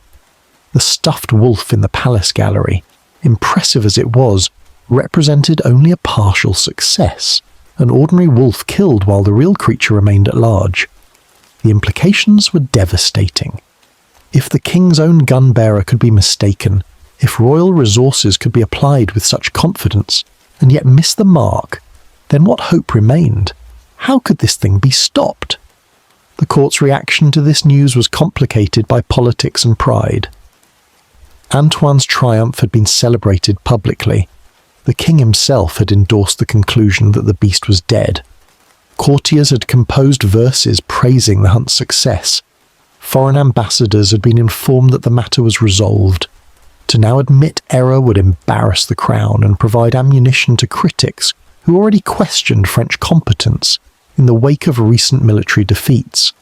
Some ministers argued that the new attack must be the work of a different animal, perhaps a mate or offspring of the wolf Antoine killed. Others suggested that the boy's wounds came from an ordinary wolf, that coincidence and peasant imagination were creating connections where none existed. But the attacks continued through November and into December. A girl was killed near Laval. A woman was attacked and seriously injured near Noelhack. Tracks were found and reported, tracks that matched the size and pattern documented throughout the previous year. The evidence became impossible to dismiss or reinterpret. Something was still killing people in Gévaudan, something that behaved exactly like the creature that had terrorized the province for 16 months. The wolf from Chases had been exactly what it appeared to be. A large wolf, dangerous certainly, worthy of hunting, but not the beast. The real creature had watched Antoine's men drag that carcass from the forest, had observed the celebrations and the departure of the royal hunters, and had resumed its work once the intensive patrols and drives had ceased. The people of Gévaudan felt betrayed. They had been told they were safe. They had been shown the wolf's body and assured it was the beast. They had allowed themselves to hope, to relax their vigilance, to send children back to work that had been suspended during the height of the terror. And now death had returned, proving that hope had been illusion, that safety had never been real, that the nightmare would continue indefinitely. The psychological impact was worse than if Antoine had never come at all. False hope was crueler than no hope. Disappointment cut deeper than mere fear. The church struggled to provide explanation or comfort. The Bishop of Mende issued new pastoral letters attempting to frame the continuing attacks as part of God's inscrutable plan, as a test of faith that required endurance without understanding. But even the most devout began to question, why would God allow such prolonged suffering? What sin could be so great that it required this particular punishment? Why were the innocent, the children, the primary victims? These questions had no satisfying answers. Theology could explain abstract evil, but seemed inadequate when confronted with the specific horror of a child dragged screaming into the forest, of a mother finding her daughter's torn body, of communities decimated by a predator that showed more persistence and intelligence than Scripture suggested animals should possess. Local authorities who had celebrated Antoine's success now faced the humiliating task of admitting error and requesting further assistance. They wrote to Versailles explaining that the attacks had resumed, that the province remained in danger, that more help was desperately needed. But this time their requests were met with skepticism. Had the peasants properly identified the new attacks? Were they certain this was not simply ordinary wolf predation? Could local hunters not handle the situation without requiring constant royal intervention? The enthusiasm that had characterized the initial response to Gévaudan's plight had been replaced by fatigue and annoyance. The king had sent his best hunter. Resources had been expended. The matter had been declared solved. To reopen the question was to admit failure, to suggest that royal authority had limits, to demonstrate that some problems resisted even the most determined efforts to impose order. The winter of 1765 to 1766 was the darkest yet. The attacks came with familiar regularity. The deaths mounted. The province sank into despair that was more complete for having been briefly lifted. People who had resumed normal activities retreated again into fearful isolation. Children who had started playing freely were once more confined to constant adult supervision. The fragile recovery that had begun in October collapsed entirely. And through it all, the stuffed wolf remained on display at Versailles, a monument to misplaced confidence, a reminder that even expertise and authority could fail when confronted with something that defied conventional understanding. The beast itself seemed emboldened by its continued success. The attacks became more brazen, occurring closer to villages, sometimes in locations where many people were nearby. It was as if the creature understood that it had defeated the best efforts to destroy it, that it had outlasted royal hunters and survived the most intensive pursuit ever organized against a single animal in France. Whatever intelligence guided its actions had learned from a year and a half of being hunted, had adapted to human tactics, had developed strategies that allowed it to continue killing while avoiding the traps and guns and dogs deployed against it. By spring, the death toll exceeded 70. 70 human lives ended by a creature that had never been clearly seen except by its victims, that left tracks but no trail, that killed with apparent purpose but unknowable motive. The Beast of Gévaudan had become more than an animal. It had become a symbol of human limitation, of the wilderness that civilization could not fully tame, of the darkness that persisted despite Enlightenment's confident promise that reason would illuminate all mysteries. and the people of the province could only endure and pray and hope that somewhere, somehow, someone would find the key to ending a terror that seemed destined to continue until every child was gone and every woman lived in perpetual fear, and the mountains themselves remembered nothing but screaming and blood and the question that no one could answer. What was this thing, and why had God allowed it to exist? Chapter 8. The killing resumes. The spring of 1766 brought warmth and light to Gévaudan, but no relief from the darkness that had settled over the province like a curse that would not lift. The snow melted from the valleys and retreated up the mountainsides. Streams ran high with cold water. Grass pushed through soil that had been frozen for months. Wildflowers appeared in meadows, their colours bright against the grey stone and dark forest. Lambs were born and calves dropped. The cycle of life continued as it always had, indifferent to human suffering, following rhythms established before people had ever walked these mountains. But the people themselves moved through the season with the weariness of those who have endured too much for too long, who have learned that hope is dangerous and that safety is an illusion that can be shattered at any moment. The attacks that resumed after the Wolf of Chasses was killed showed no diminishment in frequency or savagery. If anything, they seemed more calculated, more deliberate, as if the creature understood that it had outlasted the best efforts to destroy it, and now operated with absolute confidence in its invulnerability. On the 18th of March, a girl of 14 was taken, while walking between villages in broad daylight on a road that saw regular traffic. Her name was Marguerite Philippe. She had been sent to deliver bread to relatives in a neighbouring community, a journey of less than an hour, a task she had performed many times before. She never arrived. Search parties found her body the following day in a ravine 200 paces from the road. The beast had dragged her there and fed upon her before abandoning the kill. The wounds were documented by the surgeon who examined the remains. Massive trauma to the throat and chest. Flesh torn away by teeth powerful enough to break ribs. Evidence of a struggle that had lasted only moments before death came. In April, 2 children were attacked while playing near Saint-Alban-sur-Limagnol. They were siblings, a boy of 9 and his sister aged 7, watching their family's goats in a pasture within sight of their cottage. Their mother was inside preparing the midday meal. She heard screaming and ran outside in time to see the beast dragging her daughter toward the forest, while her sons struck at it with a stick. The mother ran toward them weaponless, driven by instincts stronger than reason. The creature dropped the girl and turned to face the approaching woman. For a moment they stood perhaps 10 paces apart, the mother and the beast, both breathing hard, both committed to violence. Then men came running from neighbouring farms. The beast fled. The girl survived with deep wounds to her leg and back. The boy was unharmed physically, but would wake screaming from nightmares for years afterward. The mother never spoke of what she saw in the creature's eyes during that moment of confrontation, but her hair began turning grey within weeks, and she aged visibly, as if something essential had been drained from her during those few seconds when she stood between the beast and her child.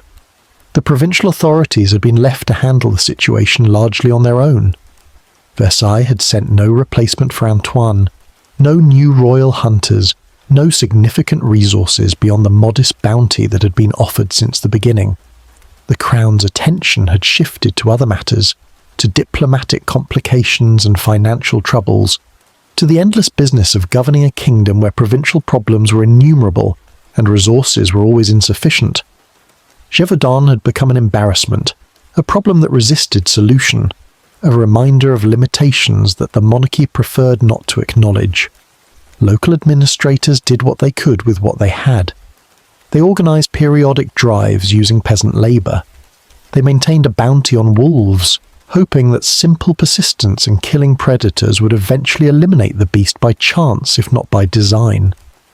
They documented attacks and sent reports to Mende and from there to Paris, reports that were filed and forgotten, added to growing piles of correspondence that testified to suffering but produced no action. The people developed their own responses to the continued threat.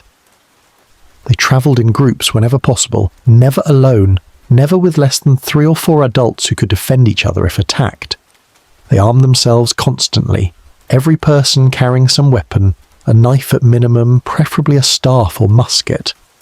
They altered their routines, avoiding areas where attacks had occurred, choosing longer routes that stayed clear of forest edges, changing their schedules to minimise time spent exposed in fields or on roads.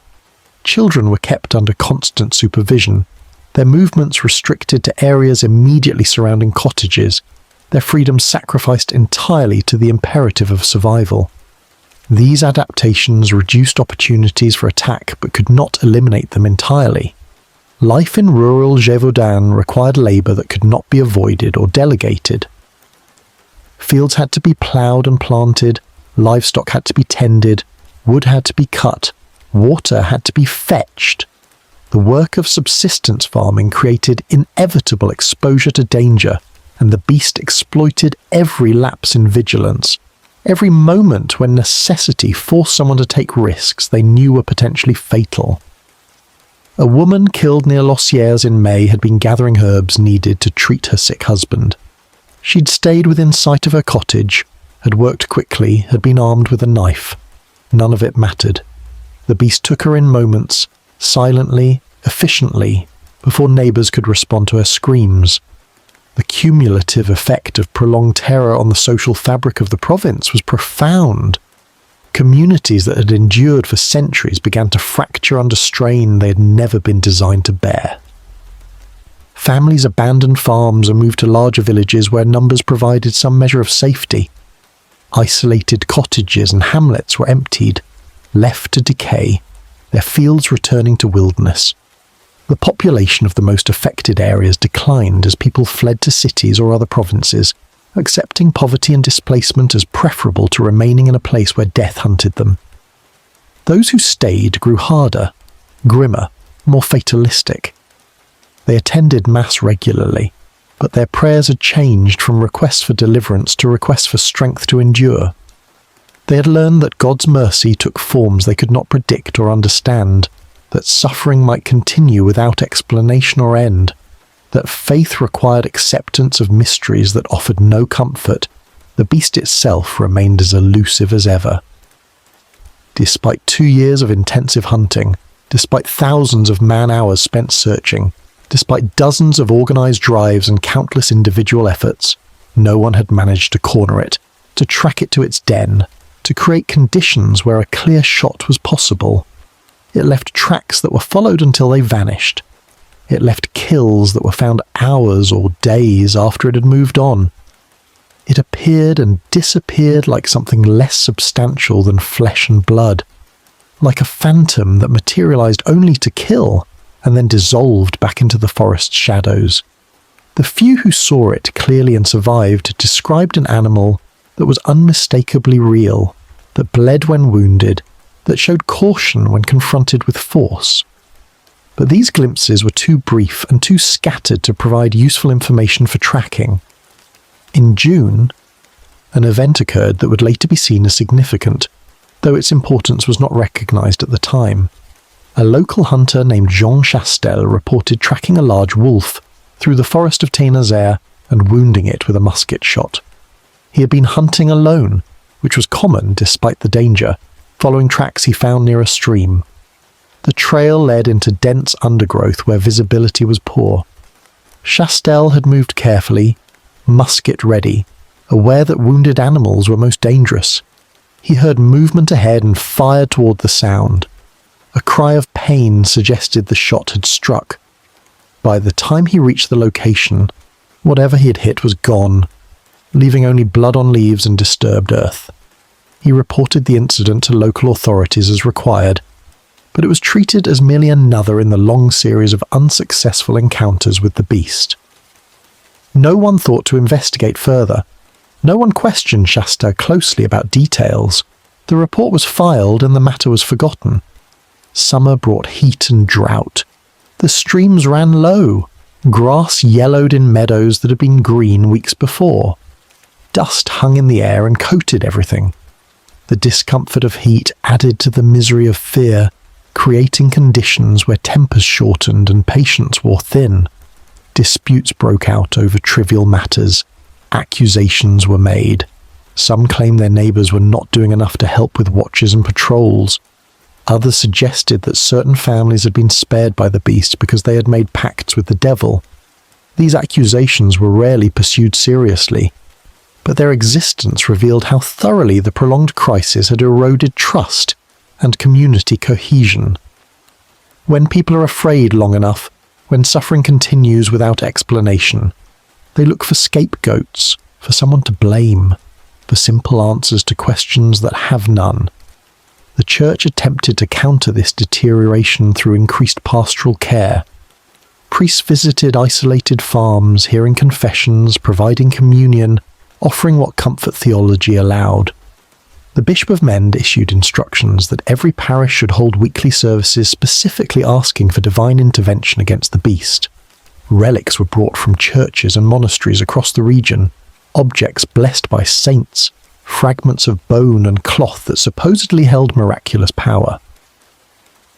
These were paraded through villages with ceremony and prayer, processed around fields and forests, held up toward the mountains as if sanctity itself could drive back evil. The faithful participated with genuine devotion, hoping that perhaps this time, with this particular relic, God would finally hear and respond. But the attacks continued through summer and into early autumn. September came with cooling temperatures and shorter days. Leaves began to turn, harvest approached, and the death toll reached numbers that seemed impossible, that testified to predation beyond anything documented in European history. Over 80 people killed in just over 2 years, dozens more injured, an entire province held hostage by a single creature that had defeated every attempt to destroy it. The statistics were carefully recorded in official documents, names and dates and locations, a litany of death that would later be studied by scholars trying to understand how such a thing could happen, how a supposedly enlightened age could fail so completely to protect its population from an animal. The people of Gévaudan no longer believed that salvation would come from outside. They had seen royal hunters arrive with confidence and depart in failure. They had watched wolves killed and celebrated only to learn that the killing continued. They had prayed and processed and made offerings and received no sign that heaven heard or cared. If the terror was to end, it would end through some act of providence they could not predict, through some combination of circumstance and chance that had so far eluded thousands of attempts. They could only endure, only persist in their daily labour, only continue placing one foot before the other through days that brought no joy and nights that brought no rest. The beast had become a fact of existence like weather or season, a dark presence woven into the fabric of life, something to be survived rather than defeated. And somewhere in the forests and mountains of Gévaudan, the creature that had caused all this suffering moved through its territory with the confidence of something that had learned it was invincible. It hunted when it chose to hunt. It killed when it chose to kill. It avoided traps and guns and dogs with ease born of experience. Whatever intelligence guided its actions had been refined by 2 years of successful predation and successful evasion. It knew this country better than any human. It knew the patterns of human movement, the times when people were vulnerable, the locations where it could strike and escape before resistance arrived. It had become the perfect killer, adapted specifically to hunting the two-legged prey that had once thought themselves masters of the natural world, and nothing suggested that its reign of terror would ever end, that autumn would be any different from spring or summer, that the screaming would ever stop echoing through valleys that had known peace for 1,000 years before this thing emerged from darkness to teach humanity that it was not, and had never been, safe. Chapter 9. Jean Chastel's Bullet. Jean Chastel was 57 years old, a farmer, an occasional hunter from the parish of La Bessère-Saint-Marie. He was not a remarkable man by any measure that mattered in the hierarchies of 18th century France. He owned no significant property. He had no education beyond what the village priest had provided in childhood, enough to read simple texts and sign his name. He had fought in no wars, held no offices, achieved nothing that would normally warrant historical record. He lived as his father had lived and his grandfather before that, working land that barely sustained his family, hunting to supplement meagre harvests, attending mass on Sundays, paying his taxes when he had anything to pay them with. He was ordinary in every way except one. On the 19th day of June in the year 1767, he would kill the Beast of Gévaudan and end a terror that had consumed his province for 3 years. The hunt that day was organised by the Marquis d'Apcher, one of the few nobles who actually resided in Gévaudan rather than managing estates from comfortable distance. The Marquis had been personally affected by the attacks, had lost servants and tenants, had seen his lands depopulated by fear and flight. He had participated in dozens of hunts over the years, providing horses and weapons and organising peasants into effective formations. This particular hunt was not unusual. Reports had come of tracks near the forest of Ténazère, an area of dense woodland and rocky terrain northeast of Sorgues. The Marquis assembled a group of local men, perhaps a dozen in total, and deployed them at likely points where game might emerge if driven from cover. It was standard practice, repeated countless times before, rarely successful but maintained because inaction was intolerable. Jean Chastel was positioned on the slope of Mount Mouchet, overlooking a meadow bordered by forest. The day was overcast and cool, typical for June in the mountains, with clouds low enough to brush the higher peaks. Chastel carried his musket, an old weapon that had belonged to his father, maintained carefully but showing its age. He had loaded it that morning with particular care, measuring powder precisely, wrapping the ball in cloth to ensure tight fit in the barrel.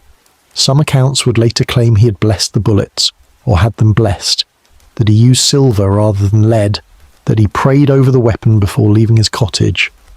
These details may be embellishment added after the fact, stories shaped by the need for narrative satisfaction. What is certain is that Chastel was armed and positioned where the Marquis had directed him to wait. The wait extended for hours. Hunting required patience that peasants possessed naturally, the ability to remain still and quiet while time passed slowly. Chastel sat on a stone and took from his pocket a small book of prayers. He read in the way of men whose literacy was limited but sincere, following familiar words with lips moving silently, finding comfort in devotional texts that connected him to something larger than the ordinary world of work and worry. Around him, the mountain was quiet. Birds sang in the trees. Wind moved through grass. The normalcy was almost painful for men who had lived with terror for so long, who knew that such peace was fragile and could be shattered by screams and blood. Then the dogs began to bark, distant but audible, their voices carrying up the slope. Something was being driven from the forest. Chastel put away his prayer book and stood. He checked his musket, ensured the priming powder was dry, brought the weapon to ready position. The barking grew louder. Other hunters shouted to each other, coordinating movements, attempting to close any gaps in the line where the quarry might escape. And then Chastel saw it. Emerging from the tree line perhaps 80 paces away, moving not in panic but with deliberate purpose, came the creature that had haunted Gévaudan for 33 months. It was large, larger than any wolf Chastel had seen in a lifetime of hunting. Its coat was reddish-brown with dark markings along the back. Its head was massive, powerful through the jaw and skull. It moved with the confident gait of an animal that feared nothing, that had never been successfully challenged by humans despite years of being hunted. Chastel raised his musket and took aim. The distance was significant but manageable. He had made more difficult shots at deer and boar. He controlled his breathing, settled the weapon against his shoulder, found the sight picture he wanted. The creature paused at the edge of the meadow, perhaps sensing danger, perhaps simply deciding which direction to move. In that moment of stillness, Chastel fired. The shot struck the creature in the right shoulder. The impact knocked it sideways. It recovered immediately and charged toward Chastel, covering ground with terrible speed despite the wound. Chastel had no time to reload. The musket was empty, useless except as a club. He stood his ground because there was nowhere to run, because after 3 years of watching his neighbours die, he had perhaps decided that this was how his own death would come, that at least he had drawn blood, that at least he had tried. But the creature did not reach him. After covering half the distance between them, it stumbled. Its front leg collapsed. It fell heavily, tried to rise, fell again. Blood was spreading across its chest and shoulder, darker than the coat itself, staining the grass beneath it. Other hunters arrived quickly, drawn by the shot and by shouts from men who had witnessed the encounter. They approached carefully, weapons ready, expecting the creature to rise and attack. But it did not rise. It lay on its side, breathing rapidly, shallow breaths that moved its ribs visibly. Its eyes were open, focused on the men who surrounded it, showing awareness and what might have been rage, or might have been simple animal fear of death. Someone suggested shooting it again to ensure it was dead. The Marquis d'Apcher, who had arrived at a run, said no. He wanted it taken alive if possible, wanted it examined by experts, wanted proof beyond doubt that this was the beast and not another case of mistaken identity, like the wolf from Chase's. But the creature was dying. The musket ball had penetrated lung and possibly heart. Blood frothed at its mouth with each breath. Its eyes began to dim. Within minutes of being shot, it convulsed once and went still. The men stood around the body in silence, unable quite to believe what they were seeing, what had finally happened after so many failures and false triumphs. Jean Chastel remained where he had been when he fired, musket hanging loose in his hands, face showing nothing. He had killed animals before, many animals, deer and boars and wolves. But this was different. This was the end of something that had seemed endless, the conclusion to a story that had appeared to have no conclusion. The body was examined on the hillside before being moved. The men noted details that matched descriptions from survivors. The size, easily 140 pounds, the unusual colouring, the powerful build through chest and shoulders, the massive head with jaws that could crush bone. Someone noticed the white patch on the chest that witnesses had mentioned. Someone else remarked on scars visible beneath the fur, old wounds that suggested previous encounters with humans, fights that the creature had survived and learned from. The stomach was distended, swollen with recent feeding. Later examination would reveal partially digested human remains, proof beyond doubt that this animal had been feeding on people. The Marquis ordered the body transported to his estate where it could be kept secure while authorities were notified. It was loaded onto a cart and covered with cloth. News spread with a speed that only significant events achieve in places where life rarely changes. Riders were sent to Mende with word that the beast had been killed. Church bells began to ring, first in Sorgues, then in surrounding villages as the news travelled, the sound carrying across valleys and ridges, proclaiming deliverance in the language of bronze and sound that every peasant understood. By nightfall, the entire province knew. By the following day, letters were being composed for Versailles, carefully worded accounts that emphasised local success where royal efforts had failed. Jean Chastel found himself suddenly famous, the subject of attention he had never sought and did not entirely welcome. People wanted to hear his account of the shooting, wanted to touch the musket that had fired the fatal shot, wanted his blessing as if he had acquired some sanctity through his act. He answered questions with the brevity natural to men of few words, describing what happened without embellishment or drama. He had been waiting where the Marquis positioned him. The creature appeared. He shot it. God had guided his hand or chance had favoured him. He could not say which. He took no particular pride in what he had done. It was simply what had been required in that moment, and he had been fortunate enough to succeed where so many others had not. The body was opened several days later in the presence of surgeons and officials who wanted to document everything. The examination revealed a female animal, which surprised many who had assumed such aggression indicated male. The stomach contents were horrifying, containing what the examining surgeon delicately described as material clearly human in origin. The pelt was removed and preserved. The skeleton was measured and certain bones were kept. The remains that were not preserved were burned, reduced to ash that was scattered, ensuring nothing remained that could become an object of morbid fascination or superstitious reverence. Reports of the killing and examination were sent to Paris and eventually reached Versailles. The response was muted compared to the celebration that had followed Antoine's success. The crown had been embarrassed once by premature declaration of victory. There would be no official pronouncements this time, no special recognition for Chastel, no royal rewards or ceremonies. The matter would be allowed to fade from court attention, remembered as an unfortunate episode in provincial administration, but not as anything requiring continued royal focus. The stuffed wolf from Chases remained on display, a silent testament to error, but no mount was made of the creature Chastel killed. Its pelt was preserved but not exhibited. The kingdom preferred to forget. In Gévaudan, there was celebration but also caution. People had been disappointed before. They would wait to see if the killing truly stopped, if peace genuinely returned, if children could play without fear and women could work without looking over their shoulders.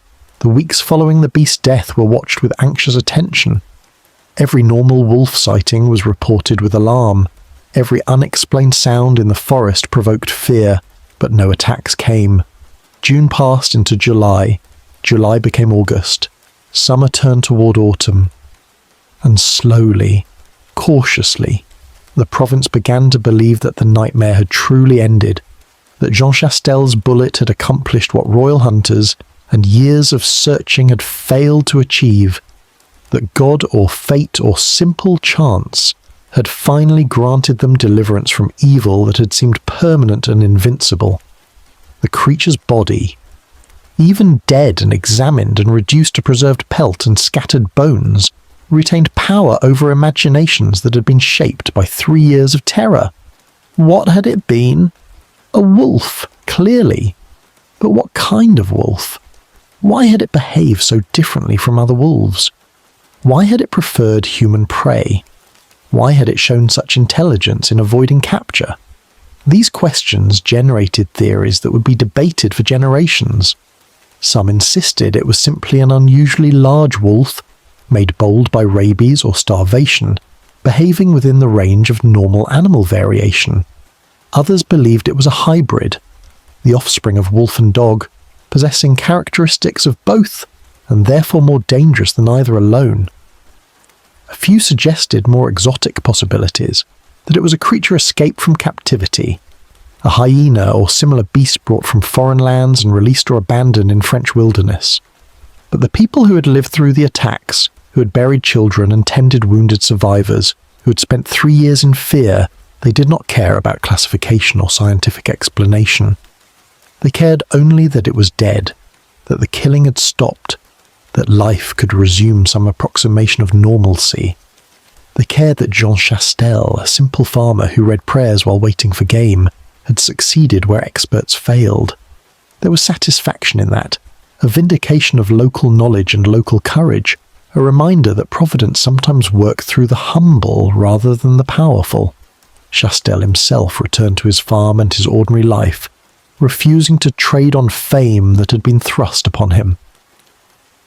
He died 13 years later, in 1780, an old man who had outlived the creature that made him famous, and who took to his grave whatever thoughts he had about that June morning when his musket spoke, and history changed direction on a mountainside above the forest of Thénardier. Chapter 10. The silence after the autumn of 1767 brought to Gévaudan something the province had not known for 3 years. Silence. Not the absolute silence of empty places, but the ordinary quiet of rural life, uninterrupted by screaming, unmarked by church bells tolling for the dead, undisturbed by the constant background fear that had coloured every moment of every day since the summer of 1764, the silence was strange at first, almost uncomfortable, like the absence of pain after long suffering, when the body cannot quite believe that hurt has ceased and waits tensely for its return. But as weeks passed without attack, as October gave way to November and November to December, the silence became familiar, then welcome, then finally just the normal condition of existence that it had been before the beast came. The harvest that year was gathered with relief that transcended simple seasonal completion. Men worked in fields without weapons close at hand. Women walked to streams carrying laundry without looking constantly toward the forest edge. Children played freely, their voices bright across meadows that had been forbidden territory, their laughter a sound that had been rare for so long it seemed almost new. Parents watched them with emotions too complex to name. Gratitude mixed with residual fear mixed with grief for children who had not survived to see this peace. The dead were not forgotten. They could never be forgotten. But life demanded attention to the present and the future, to work that winter's approach made urgent, to preparations that could not be delayed for mourning that had no end. The church marked the deliverance with special services of thanksgiving.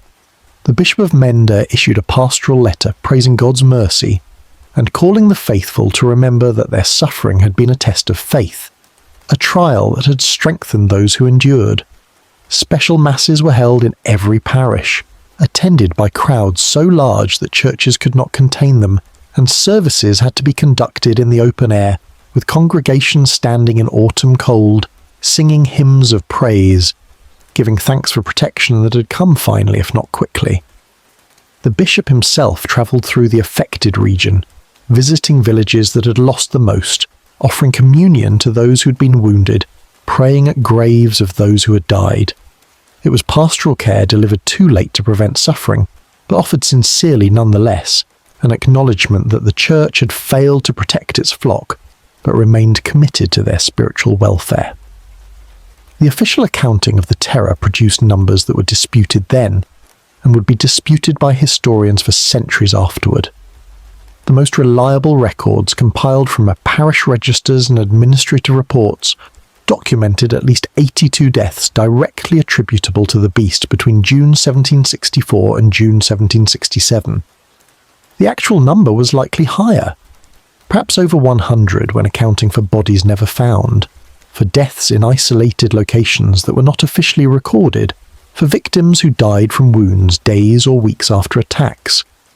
Beyond the fatalities were dozens of survivors, some permanently disabled, all permanently marked by trauma that would shape the rest of their lives. The economic cost was incalculable, measured in abandoned farms, disrupted trade, lost productivity, population decline that would take generations to reverse. But numbers could not capture the full impact of what Gévaudan had endured. The psychological and social damage went deeper than statistics could measure. Trust had been fractured, not just in human institutions, but in the fundamental order of the natural world.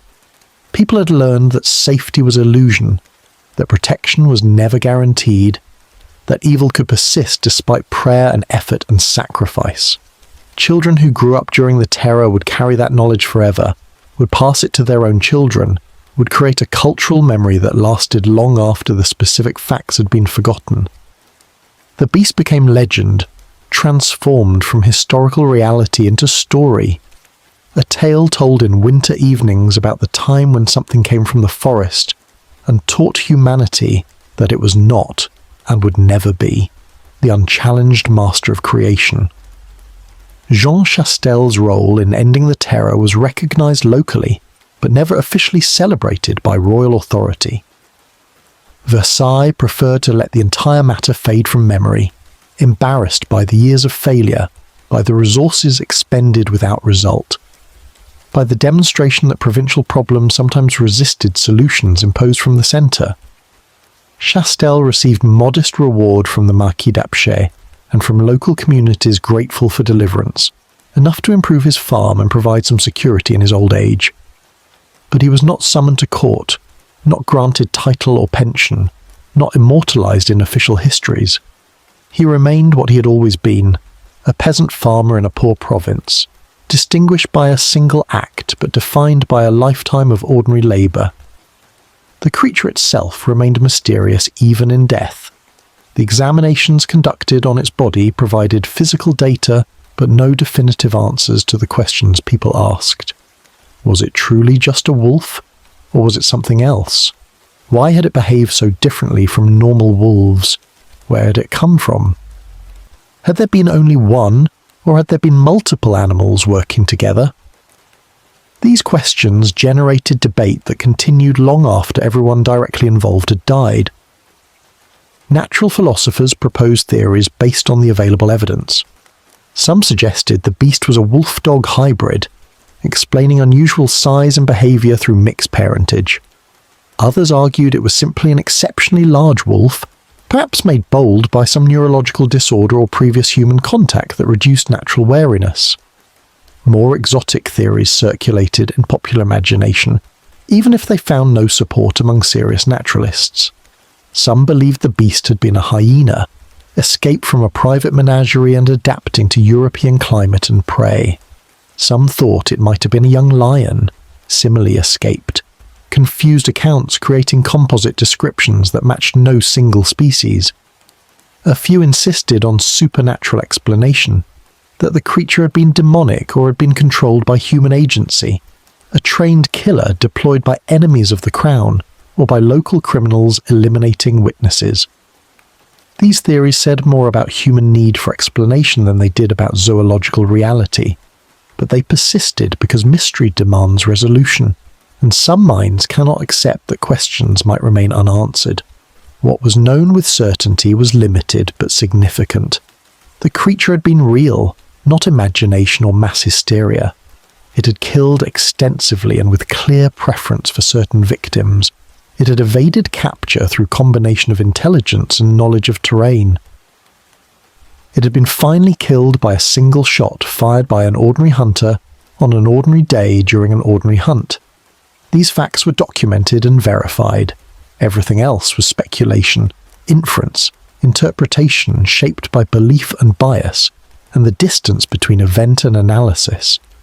The province gradually returned to normalcy measured in years rather than months. Abandoned farms were slowly reoccupied, though some remained empty, slowly collapsing back into the wilderness that had always surrounded them. Population recovered through births, and through the tentative return of some who had fled. Trade routes reopened, markets resumed. The rhythms of agricultural life re-established themselves, ploughing and planting and harvest following the seasonal wheel that had turned for centuries before the beast and would turn for centuries after. But complete recovery was impossible. Too much had been lost, too many had died, too many memories had been created that could not be erased or forgotten. Some of those who survived attacks bore visible scars, missing limbs or disfigured faces or bodies marked by tooth and claw.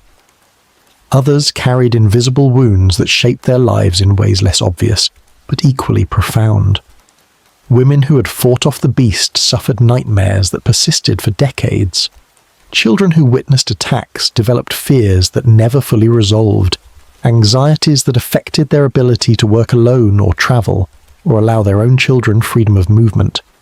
The trauma was transmitted across generations, creating patterns of caution and fear that became embedded in family cultures, in local customs, in the collective memory of communities that had been fundamentally changed by 3 years of living with predation that defied normal experience.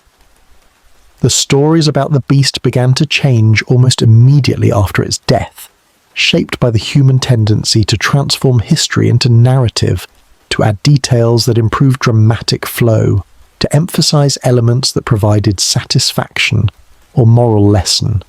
Accounts of Chastel's shot grew more elaborate, incorporating religious elements, blessed bullets, prayers spoken at the moment of firing. Descriptions of the creature grew more monstrous, larger and more terrible than the actual animal had been. The number of victims increased in popular retellings, sometimes doubled or tripled beyond documentary evidence. These embellishments were not necessarily lies or deliberate distortions, but simply the way memory works when passed through multiple retellings, across decades and centuries, each telling adding small changes that accumulated into significant divergence from original fact. Historians and naturalists who studied the case in later years found themselves frustrated by the gap between documented evidence and popular legend.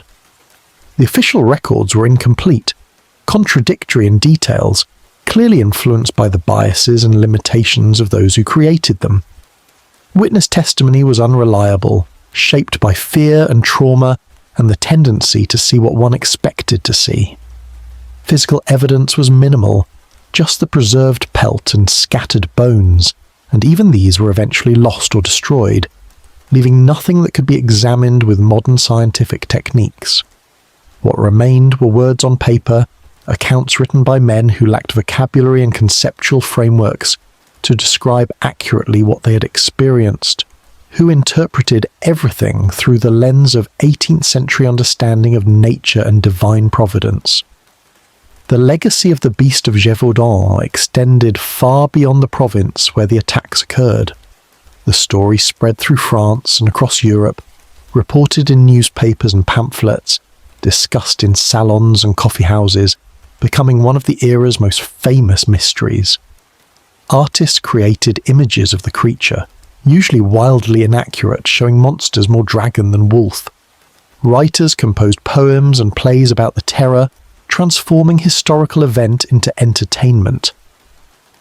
The case was studied by those interested in natural history, in animal behavior, in the question of how wild predators interacted with human populations. It became a reference point in debates about wilderness and civilization, about humanity's relationship to nature, about the limits of Enlightenment confidence in reason and progress. But for the people of Gévaudan, the beast was never primarily a mystery or a subject of intellectual interest. It was the thing that had killed their children, that had disrupted their lives, that had taught them lessons about vulnerability and mortality that no one should have to learn. When they spoke of it in later years, when the old gathered around fires and told stories to grandchildren who had been born after the terror ended, they spoke not of legend or mystery, but of memory, of specific people who had died, of specific places where attacks occurred, of the texture of fear that had coloured every day for 3 years. They spoke of Jean Chastel not as a hero, but as the farmer from the next parish who happened to be in the right place at the right moment, who did what needed doing without fanfare or expectation of glory. Winter came to the mountains as it always came, with cold and snow and long dark nights. But this winter was different from the 3 that had preceded it. This winter, no one died. No one was attacked. No tracks appeared in snow except those of ordinary wolves and ordinary game. The silence held. The peace persisted. And slowly, carefully the province exhaled, released tension it had held for so long, allowed itself to believe that the nightmare was truly over, that whatever had come from the forest had been destroyed, that life could continue in the ordinary way, with the ordinary dangers and the ordinary joys, without the extraordinary terror that had made every moment uncertain and every day a struggle simply to survive. The story of the Beast of Gévaudan would be told for centuries, reshaped and reinterpreted by each generation, studied by historians and cryptozoologists and folklorists, debated by those who believed they could finally solve the mystery that 18th century witnesses could not explain. But for those who lived through it, for those who buried children and tended wounded, and spent 3 years in fear, the story had a simple ending. The beast had come. The beast had killed, the beast had died. And the silence that followed, the ordinary quiet of rural life unmarked by terror, that silence was not the absence of something but the presence of peace, precious precisely because it had been so nearly lost, cherished exactly because those who experienced it knew how fragile it was, how quickly it could be shattered, how much it cost to regain once taken. The candles in cottage windows burned low as winter deepened. The fires on hearths settled to coals that glowed red in darkness. Parents tucked children into beds and whispered prayers of protection that now seemed more likely to be heard. And outside, beyond the villages, beyond the cultivated fields, the forest stood dark and vast and silent, holding its secrets, remembering everything, keeping watch through the long night as it had always done, as it would always do, waiting for spring to return and life to renew, and the wheel of seasons to turn once more through the eternal cycle that continued regardless of human suffering or human relief, indifferent and immortal and utterly without mercy or meaning except what humanity imposed upon it, in desperate need to make sense of a world that offered no explanations, only existence, only the hard fact of survival, only the silence after screaming finally stopped,